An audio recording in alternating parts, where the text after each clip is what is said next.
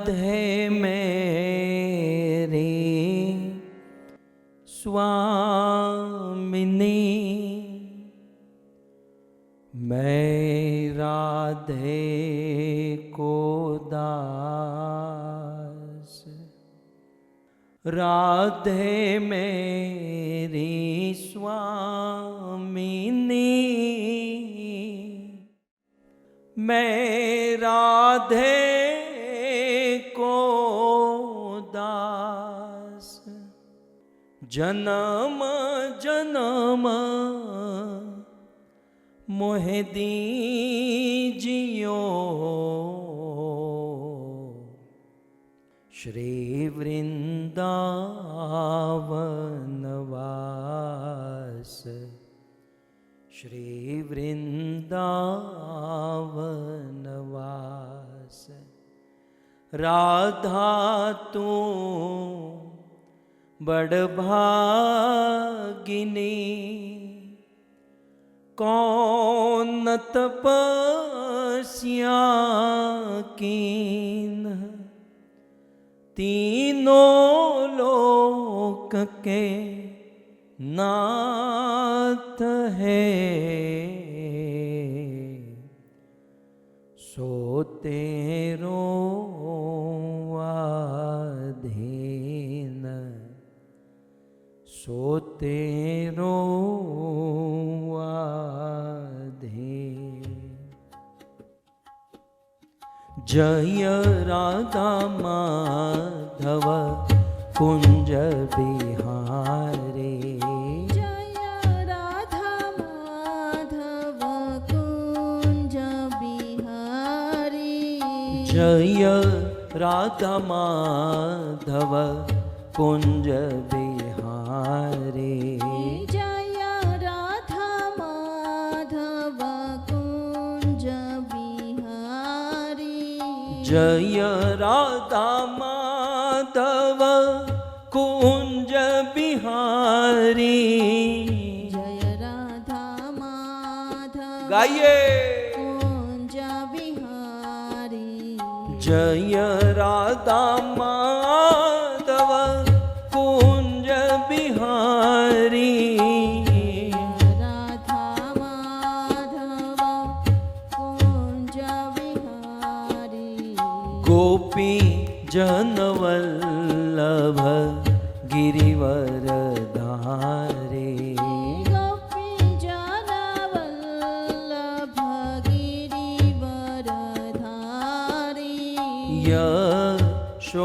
यशोदानंदन ब्रज जन रंजन, यशोदानंदन व्रज जन रंजन, यशोदानंदन ब्रज जन रंजन, यशोदानंदन व्रज जन रंजन, यशोदानंदन ब्रज जन रंजन, यशोदानंदन व्रज जन रंजन, यमुना तीर वनचारी, यमुना तीर वनचारी, जय राधा माधव कुंज बिहारी, जय राधा माधव कुंज बिहारी, श्री राधे गोविंद भज मन श्री राधे। श्री राधे जय हो। गोविंद भज मन श्री राधे, श्री राधे गोविंद भज मन श्री राधे। श्री राधे गोविंद भज मन श्री राधे, श्री राधे जय जय राधे राधे जय जय राधे श्री राधे जय जय राधे राधे जय जय राधे श्री राधे गोविंद भज मन श्री राधे गाइए गोविंद भज मन श्री राधे श्री राधे गोविंद भज मन श्री राधे राधे गोविंद भज मन श्री राधे हरे कृष्णा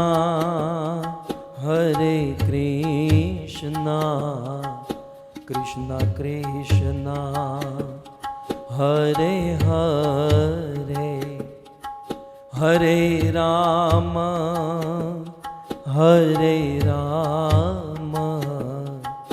राम राम हरे हरे हरे कृष्ण गाइए हरे कृष्ण कृष्ण कृष्ण हरे हरे हरे राम हरे राम राम हरे हरे हरे कृष्णा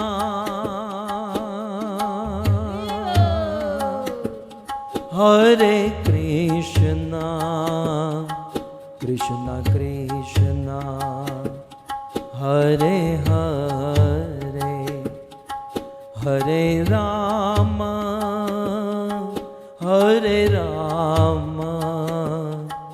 राम राम हरे हरे हरे कृष्णा हरे कृष्णा कृष्ण कृष्ण हरे हरे हरे राम हरे राम राम राम हरे हरे हरे कृष्णा हरे कृष्णा कृष्णा कृष्णा हरे हरे हरे राम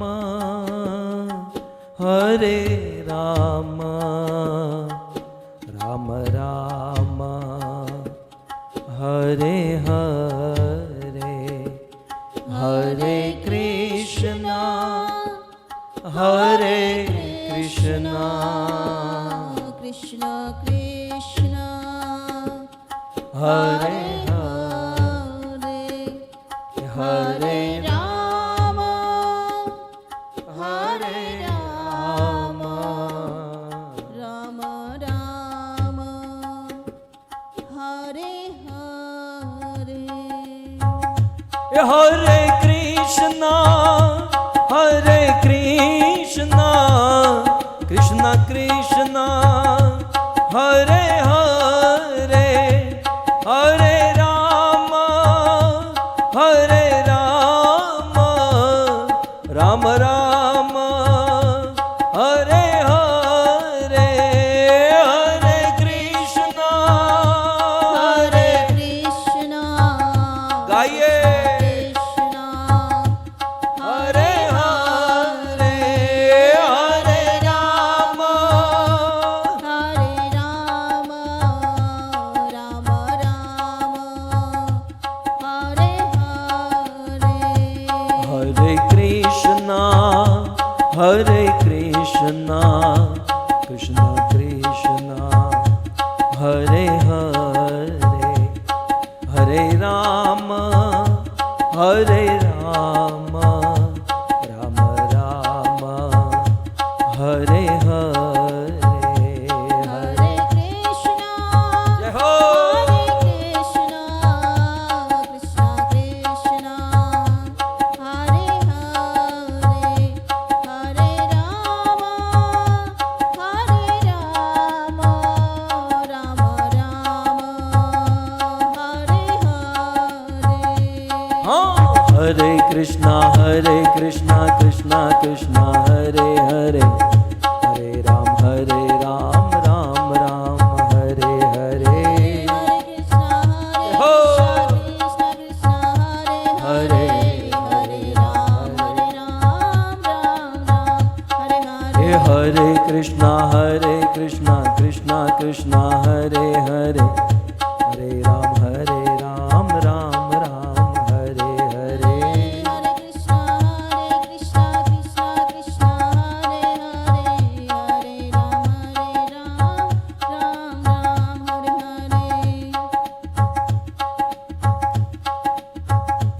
हरे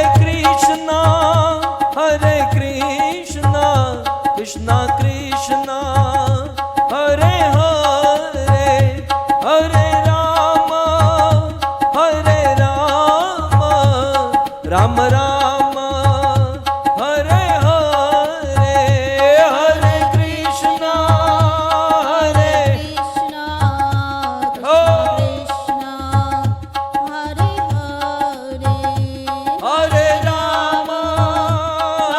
राम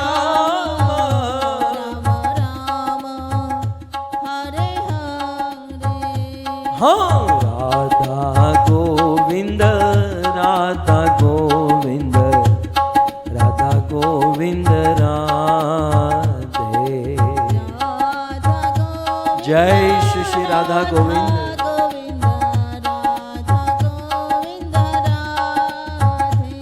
आहा जगन्नाथ जगन्नाथ बलदेव जय सुभद्रा जय जगन्नाथ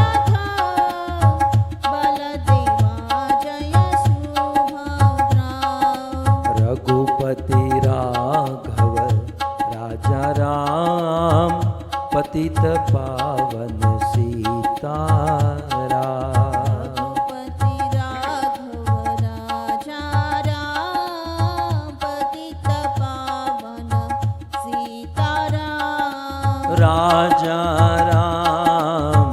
राजा राम पतित पावन सीताराम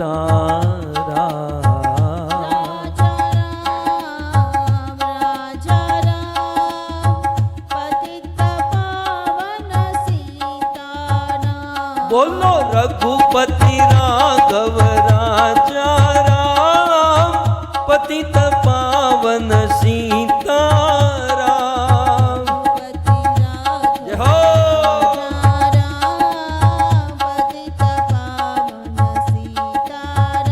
हाँ गौर निताय जय गौर निताय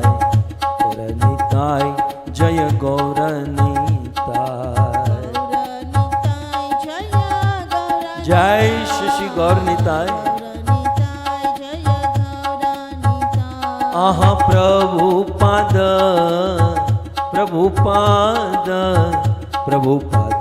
श्रील प्रभुपाद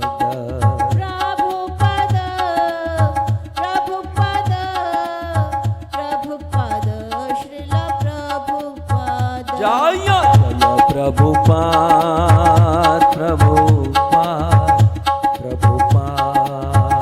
प्रभुपाद जय जय प्रभु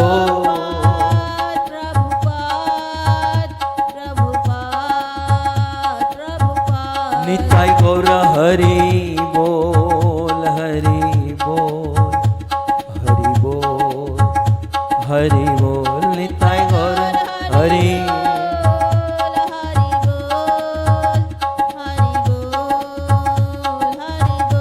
युग धर्म हरिनाम संकीर्तन की श्री श्री राधा गोविंद भगवान की, श्री जगन्नाथ भगवान की, श्री रामचंद्र भगवान की, जगत गुरु श्रील प्रभुपाद की, निताई गौर प्रेमानंदे।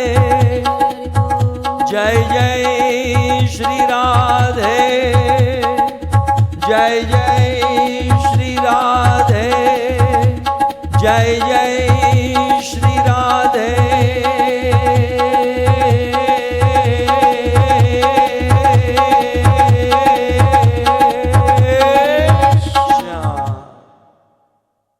यं ब्रह्मा वरुणेन्द्ररुद्रमरुत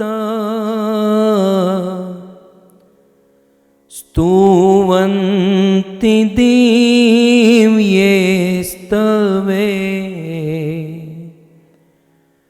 वेदे साङ्गपद क्रमोपनिषदे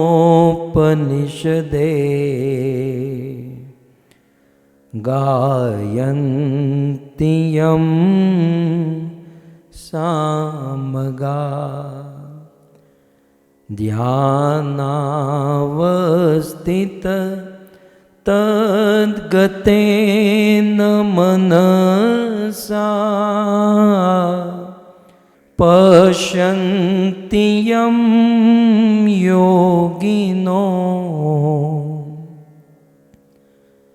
यस्यान्तं न विदो सुरासुरगणा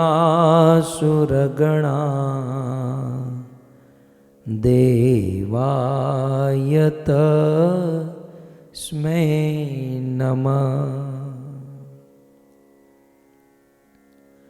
योऽन्तः प्रविश्य मम वाचमिमां प्रसुप्ताम् सञ्जीवयत्यखिलशक्तिधरस्वधाम्ना अन्यांश्च हस्तचरण श्रवणत्वगादीन् प्राणान्नमो भगवते पुरुषाय तुभ्यम्। करारविन्दे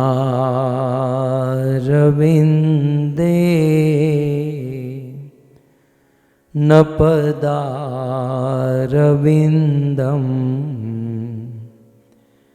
मुखारविन्दे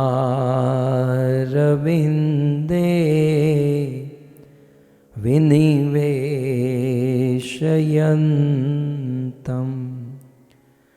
वटस्य पत्रस्य पुटे शयानम्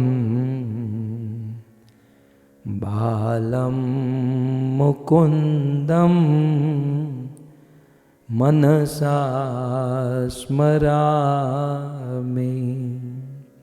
गृहे गृहे गोप वधूकदम्बा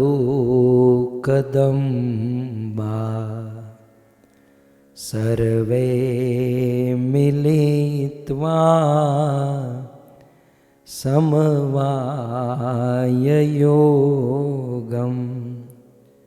पुण्यानि नामा निपठन्ति नित्यं गोविन्द दामोदर माधवेति। ॐ नमो भगवते वासुदेवाय। ॐ नमो भगवते वासुदेवाय।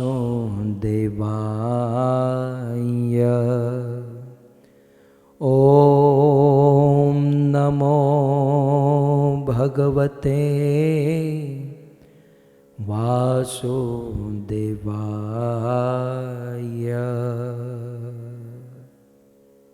जय जय श्री राधा रमण, जय जय नवल किशोर, जय गोपी चित चोर प्रभो, जय जय माखन चोर, जय जय माखन चोर। श्री कृष्णचंद्र भगवान की, जगत गुरु शील प्रभुपाद की। आ गए सो उपस्थित भगवत कथा अनुरागी पधारे हुए भक्त वृंद, इस सभा को परम सुशोभित करने वाले हमारे अंतर्राष्ट्रीय कृष्ण भावनामृत संघ इस्कॉन के वरिष्ठ भक्तगण, दूर दूर से देश विदेश से फेसबुक यूट्यूब आदि के माध्यम से बड़ी भारी मात्रा में इस कथा का श्रवण करने वाले समस्त श्रोतागण एवं बड़े भाव से प्रेम से अपने पावन पितरों की स्मृति में और भगवत प्रेम प्राप्त करने हेतु यह सुंदर भागवत कथा का आयोजन करने वाले हमारे वीर बाला माता हर नारायण भाई और प्रभाशंकर त्रिवेदी का परिवार और उनमें से एक अलकाबेन देवांग भाई जानी, सो त्रिवेदी परिवार और जानी परिवार के द्वारा आयोजित श्रीमद् भागवत कथा के प्रथम दिवस में पुनः एक बार आप सब का स्वागत एवं आप सब के चरणों में हमारा प्रणाम। राधे श्याम। सच कहे तो ये पूरा भागवत प्रेम से भरा हुआ है। भागवत के प्रत्येक स्कंध, प्रत्येक अध्याय, प्रत्येक श्लोक, प्रत्येक पद यदि ठीक से पढ़ा जाए, जो जानकार है, प्रेमी भक्त है, उनसे यदि भागवत सुना जाए तो भागवत के प्रत्येक पद में प्रेम प्राप्त होता है। सो भागवत प्रेम ग्रंथ है और प्रेमा पुमर्थो महान, प्रेम ही सबसे बड़ी चीज है। यद्यपि सभी धर्मों का अंतिम लक्ष्य, अंतिम गोल तो यही है ना, प्रेम। फिर चाहे हमारे यवन मुस्लिम धर्म में चले जाइए, क्रिश्चियन में चले जाइए, आखिर सारे धर्म प्रेम करना सिखाते हैं। लेकिन प्रेम की सर्वोच्च सीमा पर यदि किसी ने पहुंचाया हो तो वो हमारा सनातन धर्म है। हमारा सनातन धर्म प्रेम की चरम सीमा पर पहुंचा हुआ है। सो श्रीमद् भागवत प्रेम गाथा है, प्रेम ग्रंथ है और हमें प्रेम की सीजन शुरू हो चुकी है। सो हम प्रेम के विषय में जानेंगे, श्रवण करेंगे, स्मरण करेंगे। इस वैलेंटाइन डे के पावन अवसर पर हम ये वैलेंटाइन का मीनिंग क्या है, वास्तविक वैलेंटाइन कौन है, वैलेंटाइन का अर्थ क्या है, और इसको भागवत से जोड़ते हुए श्रीमद् भागवत के कुछ मुख्य विषय, मुख्य सब्जेक्ट को लेकर हम इसका श्रवण करेंगे। पूर्ण भागवत तो हमारे पंडित जी व्रजवासी रंगभूषण प्रभु पाठ कर रहे हैं, शुरू हो चुका है। लेकिन भागवत के उन पवित्र पुष्पों को हम सब श्रवण करेंगे जिससे हम प्रेम को समझें। वैसे इस दुनिया में कई लोगों ने ग्रंथ पढ़े, वेद पढ़े, शास्त्र पढ़े और पढ़ पढ़ के अपना समय खर्च किया या अपनी आँखों में नंबर चश्मा लाए हैं? तो उस समय हमारे भारत के संत कबीरदास जी ने एक बहुत सुंदर बात बता दी। कबीरदास जी ने कह दिया, पोथी पढ़ पढ़ जग मुआ, भयान पंडित कोई। पोथी पढ़ पढ़ जग मुआ, भयान पंडित कोई। ढाई आखर प्रेम का, ढाई अक्षर प्रेम का। पढ़ा सो पंडित होय, पढ़ा सो पंडित होय। कबीरदास जी कहते हैं, पोथी पढ़ पढ़ जग मुआ। थोड़ा सटक गया होगा, मतलब थोड़ा क्रोध करके। पोथी पढ़ पढ़ जग मुआ, भयान पंडित कोई। ये पोथी पढ़ पढ़ कर कोई पंडित नहीं बना। वास्तव में ये जितने भी पोथी हैं, माने वेद शास्त्र उपनिषद जितने भी ग्रंथ हैं, उन सारे ग्रंथों का सार 2.5 अक्षर में है।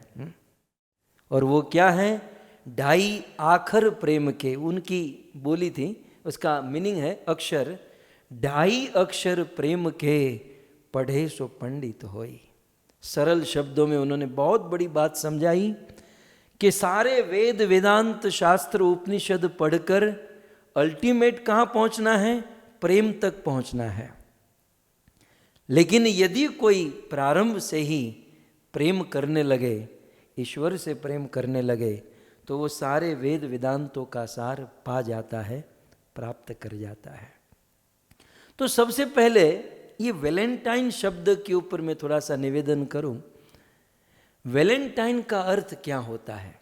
इसका सीधा अर्थ होता है, वैलेंटाइन माने स्नेही। स्नेही, प्रेमी और स्नेही दोनों सेम है। तो वैलेंटाइन माने स्नेही। हम लोग कहते हैं ना, ये हमारे स्नेही है, ये हमारे स्नेही स्वजन है। अब बोलने के लिए तो बोल देते हैं, लेकिन स्नेही का मीनिंग, स्नेही की डेफिनेशन क्या है?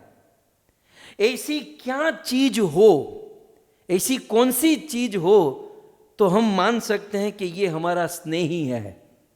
या वैलेंटाइन, वैलेंटाइन शब्द ले लीजिए कि वैलेंटाइन कौन हो सकता है हमारा? ऐसी क्या चीज होने पर कोई व्यक्ति हमारा वैलेंटाइन हो सकता है, या हम उनको अपना वैलेंटाइन बना सकते हैं? तो हम तो वेदव्यास जी की शरण में जाएंगे, क्योंकि मुंडे मुंडे मति भिन्ना, सब लोग अपने अपने मन बुद्धि की बातें करते हैं, परंतु यहाँ पर वेदव्यास मुनि क्या कहते हैं?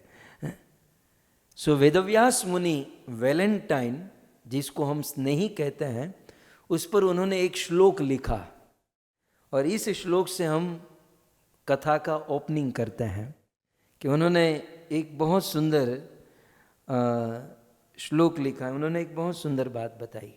दर्शने स्पर्शने वापी। आपकी जानकारी के लिए, ये वैलेंटाइन जो शब्द है ना, इसका मीनिंग है संस्कृत में, फिर मैं आपको समझाऊंगा कि एक्चुअली वैलेंटाइन की परिभाषा क्या है, किसे वैलेंटाइन कहते हैं, किसे स्नेही कहते हैं। तो कहते हैं वेदव्यास मुनि, दर्शने स्पर्शने वापी, श्रवणे भाषणे पिवा, यत्र द्रवत्य अंतरंग, यत्र द्रवति अंतरंग, सस्नेह इति कथ्यते, सस्नेह इति कथ्यते। सस्नेह इति कथ्यते। स माने इनको, स्नेह, कथ्यते माने कहा जाता है। तो स्नेह किसको कहते? माने वैलेंटाइन का अर्थ है स्नेह। तो वैलेंटाइन किसे कहते हैं या स्नेह किसे कहते हैं? हमारी रोजिंदे जीवन में भी बोलते हैं ना, स्नेही स्वजन, स्नेही स्नेही। तो आप एग्जैक्टली समझ लीजिए स्नेह किसे कहते हैं। सो व्यास मुनि कहते हैं सबसे 3-4 पॉइंट है। सबसे पहला पॉइंट, दर्शने, स्पर्शने और श्रवणे और भाषणे, 4 चीज है। इन चारों वस्तु में यत्र द्रवते अंतरंग, यह 4 क्रिया जिसे हम अपना मानते हैं, उनके साथ ये 4 आदान प्रदान करते हुए यदि हमारा अंतरंग, हमारा चित्त, हमारा हृदय, हमारा दिल द्रवित हो जाए तो समझो ये हमारा वैलेंटाइन है, ये हमारा स्नेही है। ये तो कल लड़की को देखा और आज वैलेंटाइन कार्ड दे दिया, हो गया हम वैलेंटाइन बन गए, ऐसा नहीं होता। थोड़ा सा समझ लीजिए वैलेंटाइन क्या है, स्नेही किसे कहते हैं। तो सबसे पहले दर्शने यत्र द्रवती अंतरंग, अपने व्यक्ति को देखकर या किसी व्यक्ति या वस्तु को देखकर हमारा चित्त द्रवित हो जाए। तो सबसे पहला है दर्शन है, जिस व्यक्ति को देखकर हमारा चित्त द्रवित हो जाए। एक, ये चारों चीज होनी चाहिए, चारों में से एक भी कम हो तो नहीं चलेगा। सो उनको देखकर, हम उन कहेंगे, उनको, ये प्रेमी बच्चे कहते हैं ना उनको, નજરને બંધ રાખીને મેં જ્યારે તમને જોયા છે। હવે નજરને બંધ રાખીને આપણે કોઈને કઈ રીતે જોઈ શકીએ? तो ये संसार का प्रेम अंधा है। एक्चुअल प्रेम, स्नेह, वैलेंटाइन क्या है समझिए। दर्शन है, किसी को वैलेंटाइन बनाने के लिए, किसी को स्नेही बनाने के लिए देखना जरूरी है। और केवल देखना नहीं, दर्शने यत्र द्रवती अंतरंग, उनको देखकर हमारा अंतरंग, हमारा चित्त द्रवित होना चाहिए। हमारा तो क्या है ना, माने जगत में क्या है ना कि जिसको वैलेंटाइन मानते हैं, जिसको स्नेही मानते हैं आजकल के बच्चे, तो उनको देखकर चित्त द्रवित नहीं होता, वो काम वासना, काम भावना भड़कती है। तो जिसको देखकर कामना उत्पन्न होती है वो वैलेंटाइन नहीं हो सकता, वो स्नेही नहीं। यत्र दर्शने द्रवती अंतरंग, जिसको देखकर हमारा अंतरंग, हमारा चित्त द्रवित हो जाए, गदगद हो जाए। एक दूसरा, स्पर्शणे यत्र स्पर्शणे द्रवती अंतरंग, जिसको स्पर्श करके हमारा हृदय, हमारा चित्त द्रवित हो जाए, गदगद हो जाए। ये दूसरा। तीसरा, श्रवण है, जिनके बारे में सुनकर, देखा नहीं, स्पर्श नहीं किया, लेकिन जिनके बारे में सुनकर हमारा हृदय गदगद हो जाए, हमारा हृदय द्रवीभूत हो जाए, श्रवण है। और चौथा पॉइंट वेदव्यास मुनि ने कहा, भाषणे अपि वा। भाषण माने संभाषण, जिनके साथ बात करके, जिनके साथ बात करते हुए हमारा चित्त द्रवित हो जाए, इसे कहते हैं रियल वैलेंटाइन, रियल स्नेही। मैं आपको 1-2 एग्जाम्पल दे दूं। जैसे मुझे तत्कालीन बात याद आ रहा है, जैसे माँ अहल्या, अहल्या पत्थर बनकर पड़ी थी, आप सब जानते हैं।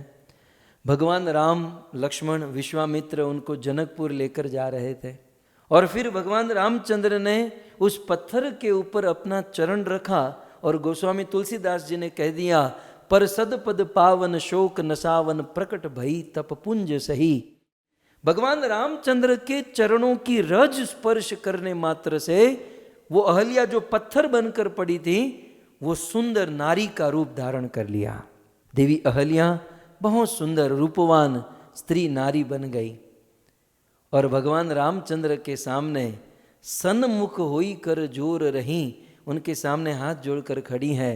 लेकिन अति पुलक शरीरा, राम को देखकर अहल्या का शरीर पुलंकित हो रहा था, रोमांच, उनके रोंगटे खड़े हो रहे थे, गदगद गिरा, उनकी वाणी गदगद हो रही थी, उनका हृदय द्रवीभूत हो रहा था। ये था प्रेम, ये है प्रेम, ये है स्नेह, ये है रियल वैलेंटाइन। सो भक्तों, वैलेंटाइन का अर्थ होता है स्नेह, और स्नेह का अर्थ होता है कि जिनको देखकर, जिनको स्पर्श करके, जिनके बारे में सुनकर और जिनसे बात करके हमारा हृदय द्रवीभूत हो जाए, गदगद हो जाए, तो समझो ये हमारा स्नेही है, ये हमारा वास्तविक वैलेंटाइन है। स्नेही का दूसरा पर्यायवाची है, मतलब स्नेही को दूसरे शब्दों में कहते हैं प्रेमी। हम लोग कहते हैं ना प्रेम हो गया, ये प्रेम की सीजन शुरू हुई है, तो प्रेम प्रेम बहुत चलेगा, आप लोग तैयार हो जाइएगा, क्योंकि 2.5 आखर प्रेम के पढ़े सो पंडित होई। अब केवल बस अब प्रेम ही देखना है, प्रेम को ही समझना है, 7 दिन तक प्रेम के आजू बाजू में ही रहना है। सो प्रेम शब्द मैं आपको पूछूं, माइक शुरू मत कीजिएगा, लेकिन यदि पूछूं तो इसमें आधे लोग भी जवाब नहीं दे पाएंगे कि ये प्रेम शब्द, ये 2.5 अक्षर जो प्रेम शब्द जो है, ये कौन सी लैंग्वेज में है, ये प्रेम शब्द जो है ये कौन सी भाषा है, ये किस भाषा का शब्द है प्रेम। सो कुल मिलाकर सार समय न लेते हुए, प्रेम शब्द जो है ना ये हिंदी भाषा का शब्द है। संस्कृत में प्रेम नहीं होता, संस्कृत में, संस्कृत शास्त्र में प्रेम शब्द नहीं है। ये प्रेम शब्द जो है ना ये हिंदी शब्द है, या फिर हम गुजराती में भी प्रेम कह देते हैं। लेकिन भारतीय जितनी भी भाषा है, जितनी भी भारतीय लैंग्वेज है, वो सभी भाषा ब्रांच के समान है, और भारतीय भाषाओं की जो मूल जननी जो है वो संस्कृत है। इसलिए भारतीय भाषाओं के बहुत सारे शब्द संस्कृत से मिलते जुलते आते हैं, क्योंकि वो सारे शब्द संस्कृत से प्रकट हुए हैं। सो प्रेम शब्द ये हिंदी है या फिर गुजराती है, और फिर अन्य भाषाओं में भी प्रेम कह सकते हैं, लेकिन ये प्रेम शब्द संस्कृत के शब्द से बना है। संस्कृत में एक शब्द है प्रीति, संस्कृत में एक शब्द है प्रीति, और प्रीति शब्द से, और संस्कृत में दूसरा शब्द है प्रिय। तो ये दोनों संस्कृत शब्द भगवत गीता में भी आप देख सकते हैं, प्रिय और प्रीति। सो ये प्रिय से या प्रीति से प्रेम शब्द बना है।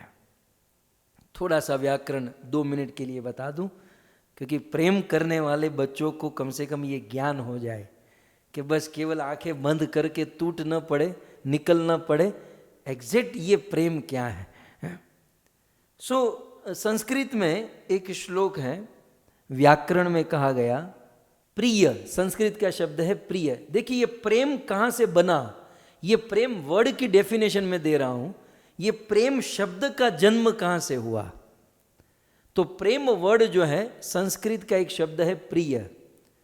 तो व्याकरण में लिखा है प्रियस्य भाव इमनिच प्रत्यय प्रादेश, अर्थात प्रेम शब्द में जो प्र है, प्र का अर्थ है प्रियस्य भाव, प्रियस्य, प्रिय, और प्र प्लस इम, ये 2 शब्द होंगे, प्र और इम। तो कहते इमनिज प्रत्यय प्रादेश, तो प्र और इम ये दोनों मिलकर प्रेम शब्द बना। ओके, तो ये संस्कृत के जितने भी शब्द हैं सब धातु से बनते हैं। तो संस्कृत का ये शब्द प्रेम या प्रिय या प्रीति, ये किस धातु से बना है? तो कहते हैं प्रीन तर्पणे कांतो च। ये प्रेम शब्द या प्रीति या प्रिय शब्द प्रीन धातु से बना है। संस्कृत में एक धातु है प्रीन, सो प्रीन धातु से प्रेम, प्रीति या प्रिय शब्द बना है। तो इसका अर्थ संस्कृत में लिखा है कि प्रीन धातु जो है इसके 2 अर्थ है। कौन सा अर्थ है? तो कहते हैं प्रीन तर्पणे कांतो च। प्रीन धातु के 2 अर्थ हैं, तर्पणे, तर्पणे माने तृप्ति, और दूसरा अर्थ है शोभा। तो मैं थोड़ा सा पोस्टमॉर्टम कर दिया, प्रेम शब्द आया प्रीति से या प्रिय से, प्रिय शब्द बना प्रीन धातु से, और प्रीन धातु का अर्थ है तृप्ति और शोभा। जो आपके नीचे श्लोक में लिखा है कि प्रीन, प्रीन धातु तर्पण और कांतो। अब हम थोड़ा सा सरल इसको करते हुए कहेंगे कि तो फिर प्रीति, प्रिय या प्रेम का अर्थ क्या है? तो प्रेम माने तृप्ति और प्रेम माने शोभा। कैसे? प्रेम का अर्थ होता है कि तृप्त करना। हम जिसे प्रेम करते हैं उस प्रेमी को तृप्त करने की भावना हो तो समझो प्रेम है। और प्रेमी को तृप्त करके स्वयं को तृप्ति मिलना, देखिए ये छोटा सा शब्द है। प्रेम का मूल जो है ना यहां से निकला है। तो प्रीन तर्पण है, तर्पण माने तृप्त। तो प्रेम माने हम जिसे स्नेही, प्रेमी या अपना वैलेंटाइन मानते हैं उनको तृप्त करने की भावना। जगत में क्या होता है ना, दुनिया के लोग प्रेम करते हैं क्यों? स्वयं सुखी होने के लिए, स्व सुख वासना, मुझे मजा आएगा, मुझे आनंद आएगा। नहीं, जहां पर लेश मात्र भी स्वसुख वासना है, अपने आप को सुखी करने की भावना है, वहां प्रेम नहीं, उसे स्वार्थ कहा जाता है। उसे स्वार्थ, मुझे आनंद मिलेगा, मुझे सुख मिलेगा, मुझे कुछ ना कुछ मिलेगा। जहां स्वयं सुखी होने की भावना है उसे न वैलेंटाइन कहा जा सकता है, उसे न प्रेम कहा जा सकता है, उसे न स्नेही कहा जा सकता। प्रीन, प्रीन माने जो प्रीन शब्द से प्रेम बना है, तो प्रेम का अर्थ है तर्पणे। तर्पण माने तृप्त करना। और जिसे हम प्रेमी मानते हैं उनको रात दिन 24 घंटा उनको तृप्त करने की भावना। और उनको तृप्त करके हम देखते हैं कि हमारा प्रेमी तृप्त हो रहा है, तो प्रेमी की तृप्ति में स्वयं तृप्त हो जाना। ऐसा नहीं दूसरे को तृप्त करे लेकिन खुद यार वो तो पिज़्ज़ा खा रहा है, मुझे तो मेरे लिए कुछ बचा नहीं।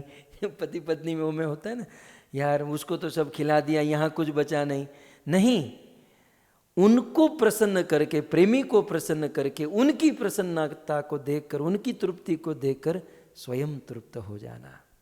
और दूसरा कांतो, प्रीन, प्रीन धातु का अर्थ है, जहाँ से प्रेम शब्द बना है उसका दूसरा अर्थ है कांतो। कांतो माने शोभा।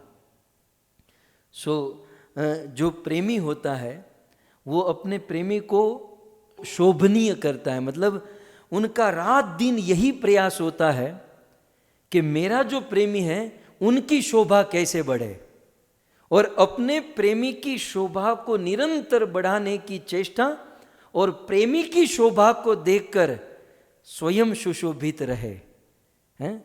प्रेमी को शोभित करे और उनकी शोभा को देखकर वो स्वयं सुशोभित हो जाएगा। तो भक्तों, ये यदि डीप में जाकर इन अर्थों का मंथन स्मरण किया जाए ना, तो ये प्रेम भौतिक जगत में संभव नहीं है।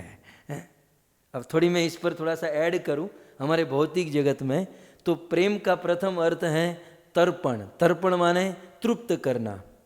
तो आज इस भौतिक जगत में कोई मतलब बड़ा भाव, बड़ा प्रेम आ जाए और कहे कि मैं फलानी को तृप्त करूंगा, मैं फलाने को तृप्त करूंगा। दुनिया में कोई तृप्त हो सकता है? मुझे कहिए, दुनिया में ऐसा कौन जीव है? कुटुंब पोषाय वियन निजायु, ये मैं नहीं कहता, प्रहलाद महाराज भागवत के 7वें स्कंद में कहते हैं कि कुटुंब पोषाय वियन निजायु। अपने कुटुंब का भरण पोषण करने में अपनी सारी जवानी, अपनी सारी उम्र खर्च कर देता है आदमी, लेकिन फिर भी कुटुंब वाले ये नहीं कहते हैं कि बस अब बहुत हो गया, आपने बहुत मेहनत किया, अब रहने दीजिए, अब बंद कीजिए। बेचारा गधा बैल बन गया, फिर भी कुटुंब वाले क्या कहते हैं? आपने हमारे लिए कुछ नहीं किया। फलाने वाले बाजू में देखो, उसका पति कितना अच्छा साड़ी लेकर आता है, या पत्नी हो पति हो तो पत्नी को कहे कि फलानी पत्नी को देखो कितना अच्छा भोजन पकाती हैं, कितनी अच्छी सेवा करती हैं। इस दुनिया में क्या कोई किसी का ऐसा अनुभव है कि फलाने आदमी की सेवा करके वो आदमी तृप्त हो गया? कभी नहीं। तो भक्तों, मैं बहुत गहराई में आपको प्रेम में लेकर जा रहा हूं कि प्रेम शब्द संस्कृत के प्रिय या प्रीति से बना, और प्रिय, प्रीति या प्रेम का मूल है तर्पण कांतो च। तो प्रेम माने अपने प्रेमी को तृप्त करना। इस दुनिया में कौन कौन, कोई भी एक को लेकर आइए, क्योंकि मनुष्य जो है, मनुष्य का स्वभाव है अपूर्ण रहना। मनुष्य स्वयं अपूर्ण है और अपूर्ण होने के कारण दुनिया की कोई भी वस्तु मिल जाए उसे अपूर्णता का एहसास होता ही रहेगा।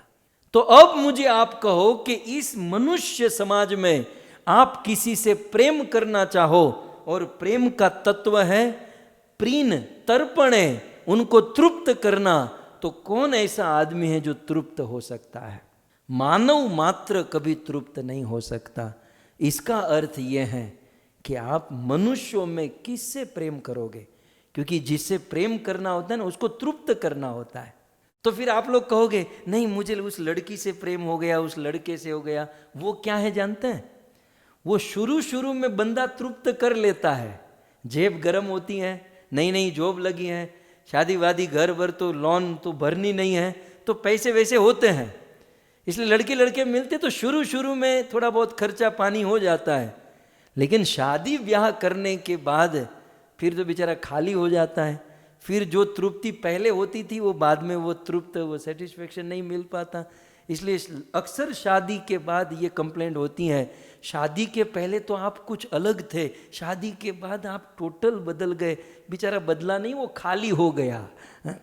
वो जिस माल पानी से तृप्त कर रहा था वो बेचारा खाली हो गया, अब कैसे तृप्त करेगा? सो ये बड़ी विडंबना है। वास्तव में एक हंसी भी आती है कि संसार में प्रेम असंभव। इसका अर्थ ये भी नहीं कि हम प्रेम न करें। संसार में हम प्रेम करेंगे तो वो प्रेम कभी पूर्ण नहीं हो पाएगा, ये समझ लीजिए, क्योंकि संसार में कोई तृप्त नहीं होगा। जब तृप्त नहीं होगा तो प्रेम भी पूर्ण नहीं होगा।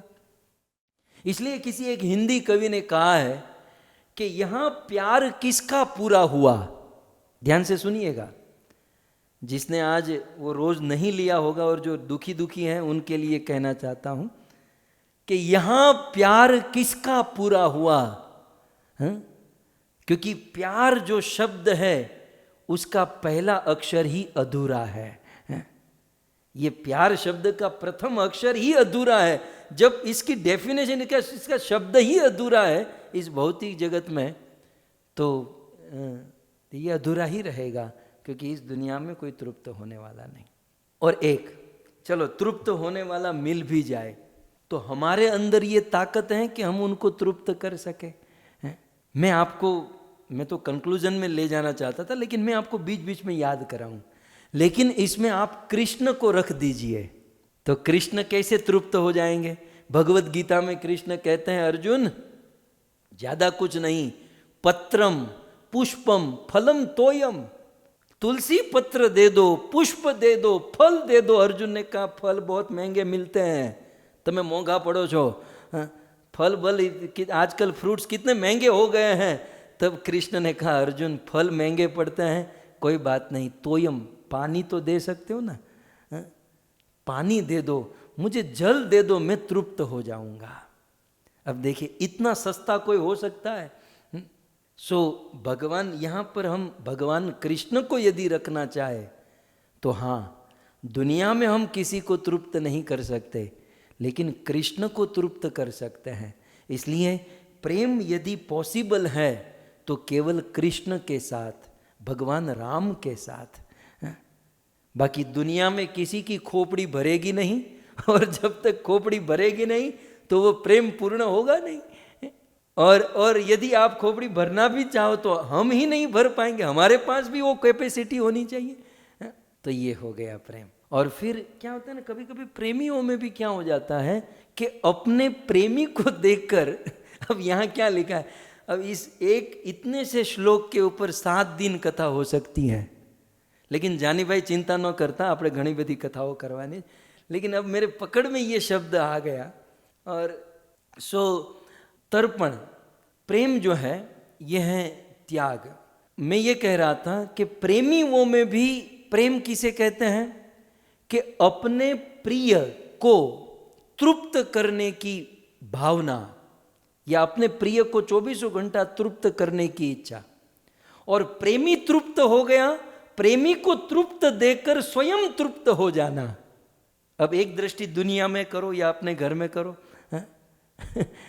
आजकल ऐसा देखा जाता है, आप लोगों का तो नहीं होगा, लेकिन कोई पत्नी अपने पति को सुखी नहीं देख सकती।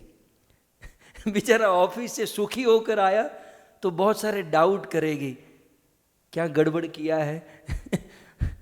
और पति यदि ऐसा कहे कि मैं बहुत परेशान होके आया, तो पत्नी को लगता है चलो मेरी तरह है, मैं भी परेशान, ये भी परेशान, हम दोनों की जमेगी। सो ये भी इस दुनिया में चक्कर है कि एक प्रेमी को सुखी देखकर प्रेमी प्रसन्न होने चाहिए, लेकिन ऐसा नहीं होता। इस दुनिया में प्रेम की कुछ झलक यदि आपको वास्तविक प्रेम देखने मिलेगा तो एक ही है, और वो है एक माँ का अपने संतान के प्रति। यहां पर कुछ प्रेम बचा है, बाकी जो भी रिलेशन है केवल स्वार्थ के रिलेशन बच गए हैं। कुछ प्रेम जो इस दुनिया में, इस कलयुग में है, तो एक माँ का अपने बेटे के प्रति, जैसे एक माँ अपने बेटे को खिलाती है, खुद भूखी होती है, लेकिन बेटा खाता है ना तो माँ को लगता है मैं खा रही हूं। बेटे को तृप्त करके माँ स्वयं तृप्ति का अनुभव करती है। तो कुछ ईश्वर का जो प्रेम है, ये प्रेम कुछ हद तक माता में आया है, बाकी राम नाम की आरती करो, कहीं कुछ प्रेम मिलने वाला नहीं, केवल स्वार्थ स्वार्थ और स्वार्थ। और अभी नहीं समझोगे तो ठोकर खा के समझोगे, I am fall in love तो गिर कर समझोगे। उससे अच्छा है कि वेदव्यास मुनि ने जो वचन कहे हैं, उस वचन से हमें सीख जाना चाहिए, समझ जाना चाहिए। मुझे तो बहुत इच्छा हो रही है इस पर बोलने की। फिर कभी प्रेम का प्रकरण खोलेंगे, फिर कभी हम मुझे याद कराइएगा। लेकिन प्रेम माने तर्पण, दूसरे को तृप्त करना।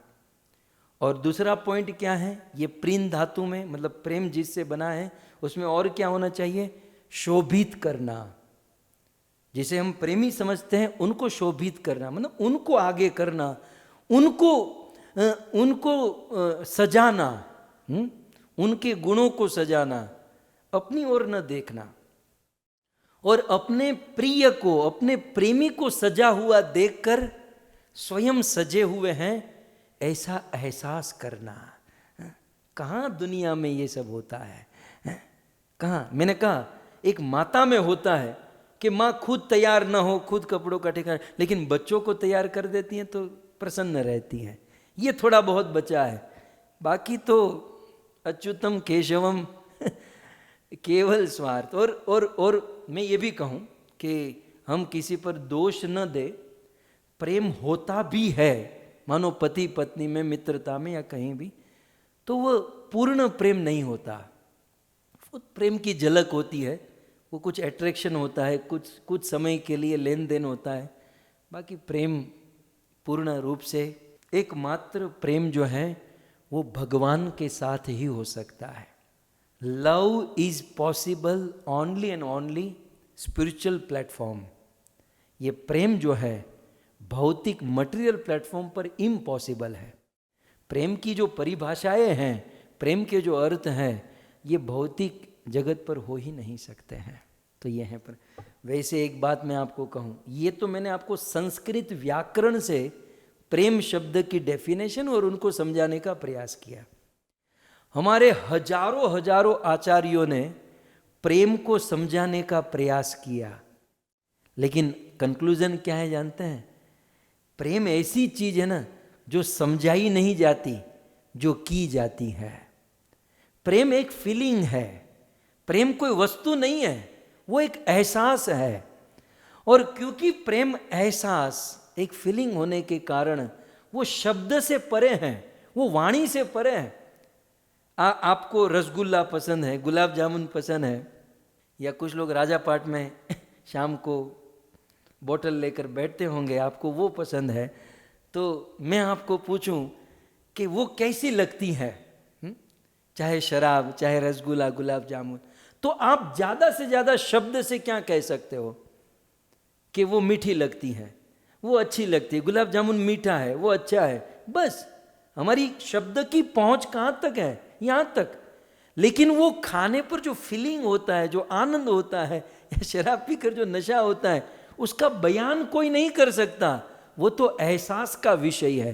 पीना मत, मैं एग्जाम्पल दिया, नहीं तो प्रभु जी कह रहे थे भाई चलो ट्राई करते हैं, आज वैलेंटाइन डे है तो मैं जस्ट ये कहना चाहता हूं कि ये प्रेम एक एहसास है।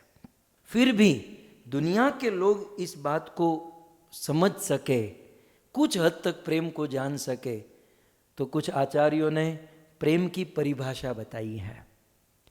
एक आचार्य ने बहुत सुंदर कहा, एक तो हमने देख लिया, और नेक्स्ट आचार्य, एक आचार्य अपनी टीका में लिखते हैं प्रेम की परिभाषा क्या है। उस प्रेम में 4 चीज होनी चाहिए। एक, जिस व्यक्ति और वस्तु का हमारे पास अभाव होता है हम उसकी ओर आकर्षित होते हैं और उसे पाकर हम तृप्त हो जाते हैं, जिसे हमारी शोभा बढ़ जाती है। ये 4 पॉइंट कहा।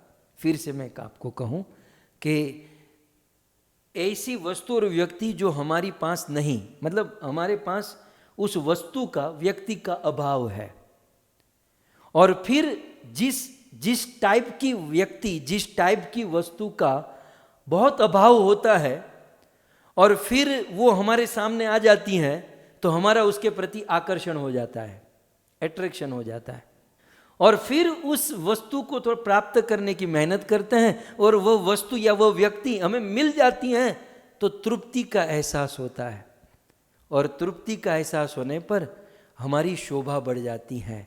ये है प्रेम, हमारी शोभा। अब इसमें दुनिया की किसी वस्तु को आप फिक्स करो, दुनिया की किसी वस्तु को रखो, तो कोई फिट नहीं हो पाएगा। यहाँ पर केवल मेरा कृष्ण ही फिट हो पाएगा, क्योंकि सबसे पहली बात, हमारे पास किसी वस्तु का अभाव है, ठीक है। तो जवान लड़का क्या सोचता है, गर्लफ्रेंड का अभाव है। क्या सोचता है कि गर्लफ्रेंड का अभाव है, वैलेंटाइन डे आ रहा है, बस मार देते हैं आज, प्रपोज कर देते हैं। सो अब मैं तत्व की बात करूं, वो अभाव गर्लफ्रेंड का नहीं है, क्योंकि वो गर्लफ्रेंड मिल जाने के बाद भी अभाव तो बना ही रहता है। दुनिया में बहुत सारी वस्तु की आकांक्षा रहती है, अभाव रहता है, तो उसको पता नहीं है कि एक्चुअली अभाव किस बात का है। तो आदमी सोच लेता है कि कोई लड़की का अभाव है, या बड़े हो गए तो डॉलर का अभाव है, या किसी ना किसी का अभाव है, फिर उसको प्राप्त करने की मेहनत करते हैं, फिर वो मिलने पर आकर्षित होते हैं, आकर्षित होने पर शोभा बढ़ती है, लेकिन वो कितनी देर तक, क्योंकि ये मिल गया तो अभाव तो बना ही रहा, दूसरी कोई वस्तु मिली तो अभाव बना ही रहा, तीसरी वस्तु मिली अभाव तो बना ही रहा। ये अभाव कब तक बना रहेगा, जब तक कृष्ण हमको नहीं मिल जाते हैं। भक्तों, जिस दिन कृष्ण मिल गए उस दिन कोई अभाव नहीं रहेगा। शास्त्र खोलने की छूट है। रामायण में केवट को राम मिल गए। पहले केवट नौकरी करता था, किसके लिए, पैसों के लिए, अभाव तो था ही, कुछ कमी तो थी ही। लेकिन जिस दिन राम मिल गए और राम ने कहा कि केवट अब कुछ चाहिए, तो अब कछु नाथ न चाहिए मोरे, दीन दयाल अनुग्रह तोरे। प्रभु आप मिल गए तो सब कुछ मिल गया। सो भगवान ही एक ऐसी वस्तु है जिसको प्राप्त करके अभाव नहीं रहता। बाकी दुनिया में किसी भी वस्तु को प्राप्त कर लेंगे तो हमें अभाव रहेगा, हमें अभाव जीवन में बना रहेगा। प्रेम करने के लिए 2 चीज चाहिए। प्रेम करने के लिए 2 पात्र होने चाहिए। कोई व्यक्ति अपने में प्रेम नहीं कर सकता, प्रेम के लिए 2 वस्तु चाहिए। इसलिए ये प्रेम शब्द भी जो है ना, आप सब लोग एक्सपेरिमेंट कीजिएगा कि प्रेम शब्द बोलने में भी 2 होठ को, अधर और ओष्ठ को ऐसे मिलना होगा। बिना 2 मिले प्रेम नहीं हो सकता। जरा ट्राई कर लीजिए, एक बार बोल लीजिए, प्रेम प्रेम प्रेम बोलने के लिए 2 बार, जिंदा रहने के लिए तेरी कसम, एक मुलाकात तो बनती है।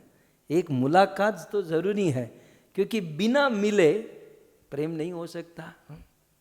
प्रेम के लिए मिलना होगा। प्रेम शब्द ही ऐसा है कि जिसको बोलने के लिए 2 होठ को मिलना पड़ता है। तो जब शब्द बोलने में 2 होठ को मिलने की जरूरत है, तो दो पात्र को तो अवश्य मिलने की आवश्यकता है। अब क्या है, थोड़ा सा व्यवहारिक बात मैं आपको बता दूं कि एक आचार्य ने प्रेम की परिभाषा बताते हुए कहा कि दो वस्तु या दो व्यक्ति के आपस में संबंध क्या है। प्रेम करने वाले को ये चार चीज पूर्ण रूप से पता होनी चाहिए। कई बार कुछ लोग कहते हैं ना कि लव इज ब्लाइंड, ये बिल्कुल गलत बात है। जहां ब्लाइंडनेस है वहां लव हो ही नहीं सकता। प्रेम करने के लिए कम से कम चार वस्तु का ज्ञान जरूरी है बच्चों। चाहे स्कूल कॉलेज यूनिवर्सिटी में प्रेम करो, लेकिन चार चीज का ज्ञान होना चाहिए। एक, प्रेम करने के लिए दो व्यक्ति का आपस में संबंध क्या है। दूसरा, संबंध के अनुसार व्यवहार क्या है। तीसरा, उस व्यवहार के अनुसार कर्तव्य क्या है और उनके नियम क्या है। संबंध क्या है, व्यवहार क्या है, कर्तव्य क्या है और नियम क्या है। इन जानकारी के बिना यदि कोई प्रेम करेगा तो फॉल इन लव, वो गिरेगा ही, वो मार खाएगा, वो चोट खाएगा। इसलिए इन चार वस्तुओं को जानना चाहिए कि संबंध, प्रेम जो है, प्रेम का संबंध क्या है, प्रेम का व्यवहार क्या है, प्रेम का कर्तव्य क्या है और प्रेम का नियम क्या है। सो भक्तों, ये तो हो गई फिलोसॉफी शास्त्र के श्लोक और फिलोसॉफी। लेकिन वेदव्यास मुनि ने और भगवान ने इतनी कृपा की है कि शास्त्र के सिद्धांतों को दृष्टांत से पुष्टि होती है। और भक्तों, ऐसा ही प्रेम आज से 5000 वर्ष पूर्व किया गया था।